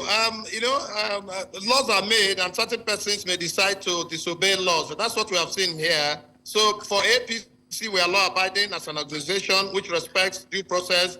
We are not interested in what other decisions anybody or group takes. Our interest is that the judgment of the Federal High Court, Abuja, under Justice Lifu, is sacrosanct. That is where we are. We must obey it, and we're obeying it. That's why they are seeing this procession going on to drive home that point. We are not interested, and we do not know, we do not believe that there's an election going on, because that would be an affront on the law, and that would be an aberration. So we do not believe in that. We are saying, and we stand so as a party, APC in Rivers State, that because our national leadership is also aware that APC is not participating in this election, well, we are not part of it, because there's no election going on in the first place, as it was halted by that court judgment. Mr. Ikenga, my question to you is, what happens if at the end of the elections, which you have a procession against, the APC wins? Also, what happens if at the end of the elections, the PDP wins? Could you give us your take on the two different scenarios? What I know is that the APC is not participating in this election. That's one. Two, what I know, I have heard from press release or press conference carried out by PDP leadership in Rivers State yesterday, was that they are not equally participating in any election, as they are interested in obeying the court judgment from Justice Lifu, Federal High Court, Abuja. So the basis upon which election APC will win or PDP will win is neither here nor there, because in the first place, we must participate in an election to either win or lose. And because we are not participating, so there's no need discussing whether we will win or we will lose. All right, thank you. Mr. Ugochukwu, I'm hoping that you're back with us. Do we have Mr. Ugochukwu back with us now? All right, now, Ugochukwu. Good. Now, let's talk about the absence of security agencies, especially the Nigerian police. Now, regarding this, how has it affected the situation definitively? One, and does this, many people argue that this is a show of sort of like federal might when you actually have the removal of the police by, well, they say in quotes, certain bodies. What does this tell of the, let's use the term, state capture here?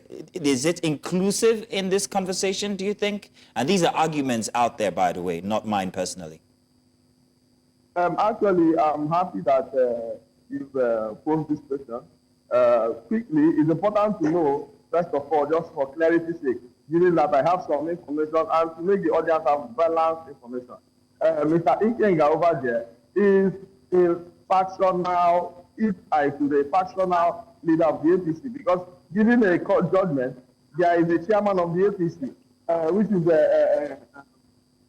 who also indicated that the APC is part of the process. APC gave out flags and held sessions where they had candidates for this election. So if he's saying that the APC is not, the only party that is not participating in this election is the PDP. However, the PDP national PDP, through their national publicity secretary, gave a press release yesterday asking all PDP members to fully participate for this election. Now, that's, by the way, on the past area of not having the police. In fact, today I said to myself, I posted on my social media, that how can we be experiencing such peaceful election without the police? It's even looking like the police was the ingredient creating a chaotic state. The roads are free, people are going out about their business unintimidated, and you find out that everybody is concentrating themselves. However, given the incident that led to this process, that happened at the research office, you can see that there is a deliberate attempt to employ the use of this security architecture to intimidate and subvert the will of the people. The governor cried out. He's even made a direct accusation to the IGP. This is not the first time. The governor, we in the state have even said that the governor is playing too much with kid blows. Members of the governor's team have been arrested. As House of Assembly members have been arrested. The current candidate of the APC was arrested in Abuja, all using the antics of police intimidation to subvert the will of the people. Now look at how are you saying there's no way. Let me tell you, there's something that is as sacrosanct as the right to life and association. There's no judge that can stop the process of election.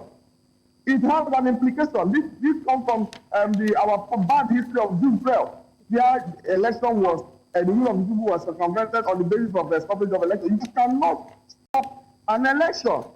If you feel the election is faulty, the process of courts are there for you to correct that fact or annul the election. But once an election date has been declared, the only people that have the ability to shift the election is the umpire, the body in charge of that election. Mr. Ogochukwu, no judge can do that. Mr. Ogochukwu, I don't want you to go too far. You said something. You said it's a deliberate attempt. I need you to please be specific. Deliberate attempt by whom? I will tell you clearly here. The minister of the FCC has his supporters, first of all, carried out protests. You know he's someone who is also in the PDP and in the APC. As I talk to you, the APC, which Ikenga represents, is an arm of the minister. And we have seen this over time, where the council, we had the governor appointed caretaker committee to mind the local government in the last 3 months. But the police officers have kept these persons out of the facility, duly owned by them. They've not been, these caretaker chairmen have not been able to access this party. They have to improvise so that local government workers can have a place where they can go about the duty of service to the people. And this has been going on over time. So the police has been caught multiple times, leg deep into this grand plan and scheme of things of state capture. I think they should be called out. The governor have done that too. Ogochukwu, many thanks for your submission there. It begs to ask the question, I mean, you made a very pertinent point about if this election doesn't hold, the fallout and the consequences of it will be releasing the funds for local government chairmen, especially giving the implementation of local government autonomy. Now, I'm stating this clearly for our viewers to understand why this election is crucial. But let me switch gears now, because we understand that our correspondent, Austin Azu, who is live in Rivers State, is joining us now. Austin, a very good morning to you, and well done with all of the hard work. Where are you at the moment, and what is the latest?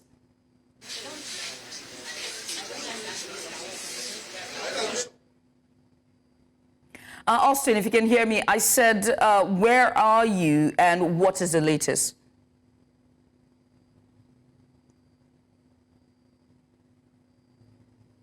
Okay, currently Today we are at Opobonikoro local government area of Rivers State. We are at Ward 5, Unit 8, the governor's polling unit. Though there's kind of a slight rain that disrupted the process now. These voters you are seeing here, we're actually on the queue earlier on, but because of the downpour currently now, they have to leave the rain so that they can be at this particular area. You can see voting process has started. Please just space. Let me see the ballot box. Let me see the ballot box. Okay, the voting process has started already, so it means that they quite come very early. And not only that, you can see the presiding officers of RISEC and observers are equally on ground here. But surprisingly, we are still waiting for the arrival of the governor, who ought to be here by now to cast his votes. But we have some people here who will speak to us how far the process has gone. Okay, please come forward a little. Please tell us your name and take us through the process so far. Okay, my name is Sam Fubara. So far so good. The election started this morning. We have been casting our votes. We have a total of 12 units in this entire ward, and all the units has voters presently now voting. This is Unit 8, Ward 5, the governor's unit. You can see people are here, voters are here voting. They were on the queue before now until the downpour came. They had to come to the corner. But so far so good. The process has been very peaceful. Election is taking place in this ward, simultaneously in the various units, and we're having an hitch-free electoral process here. So we appreciate your TV for coming. Thank you very much. All right, from what he said so far, the election is going on smoothly across the units in this particular ward, and of course we hope to speak to other voters too to tell us how the experience looks like during the voting process. Okay, please come forward. Tell us your name, take us through the process, how the process went. Okay, my name is Felicia Fubara. This is our ward. We are here to vote. We came out peacefully this morning to vote. The votees we are all here. The election is going very well. There was no issue. Everywhere just calm for us to vote, and we are voting calmly. To God be the glory. Thank you. Thank you. Everybody seems to be quite agreeing that the voting is going on peacefully, simultaneously across the various polling units. We only have observer on the ground here to take us through. Please tell us your name as observer. What have you observed so far? Okay, we are accredited observer groups. We have like 3 different observer groups here. Duly accredited by RISEC to monitor the elections across the 23 LG. We are here in Opobonikoro, Ward 5, Unit 8. I'm told that this is the unit of the governor. So we have observed proceedings that is going on peacefully, and voters are turning out in their numbers to exercise their franchise. I also see that there is no form of coercion or disturbance here. So it implies that the election here in other units that we have also observed is going on very, very peacefully. And we commend electorates for this disposition. We also hope that this is seen in other LGAs. Thank you. Okay, thank you very much. We just heard from the observer right now, so it means the election is going smoothly, and we hope that this process will be maintained across the 23 local government areas and across the various political wards and units within the states. Well, I want to say thank you very much, because we have run out of time on Breakfast Extra, but we will be coming back to you inside of the news to give us more updates on what's happening inside of Rivers State. I want to say thank you very much, Austin. And of course, we're back, when we do then inside of the news, we'd like to know exactly what the situation is with the absence of police, and also the situation with the protest or procession that's going on by the APC. Thank you very much, Austin Osu. And that's it for us right here on Breakfast Extra. It's been 3 hours just for you from 8 o'clock and down, getting close to 11 o'clock to give you the very best for you for a Saturday morning. Yes, the best way to start your weekend. But not to worry, we'll be back on Sunday, won't we, Mazino? Yes, we will be back on Sunday. I didn't get the opportunity to say if you seem new, because I don't know this person. Very nice, beautiful hairdo and everything. Have you met my co-host? She didn't come today. But thank you for a beautiful monologue from before. Oh, goodness.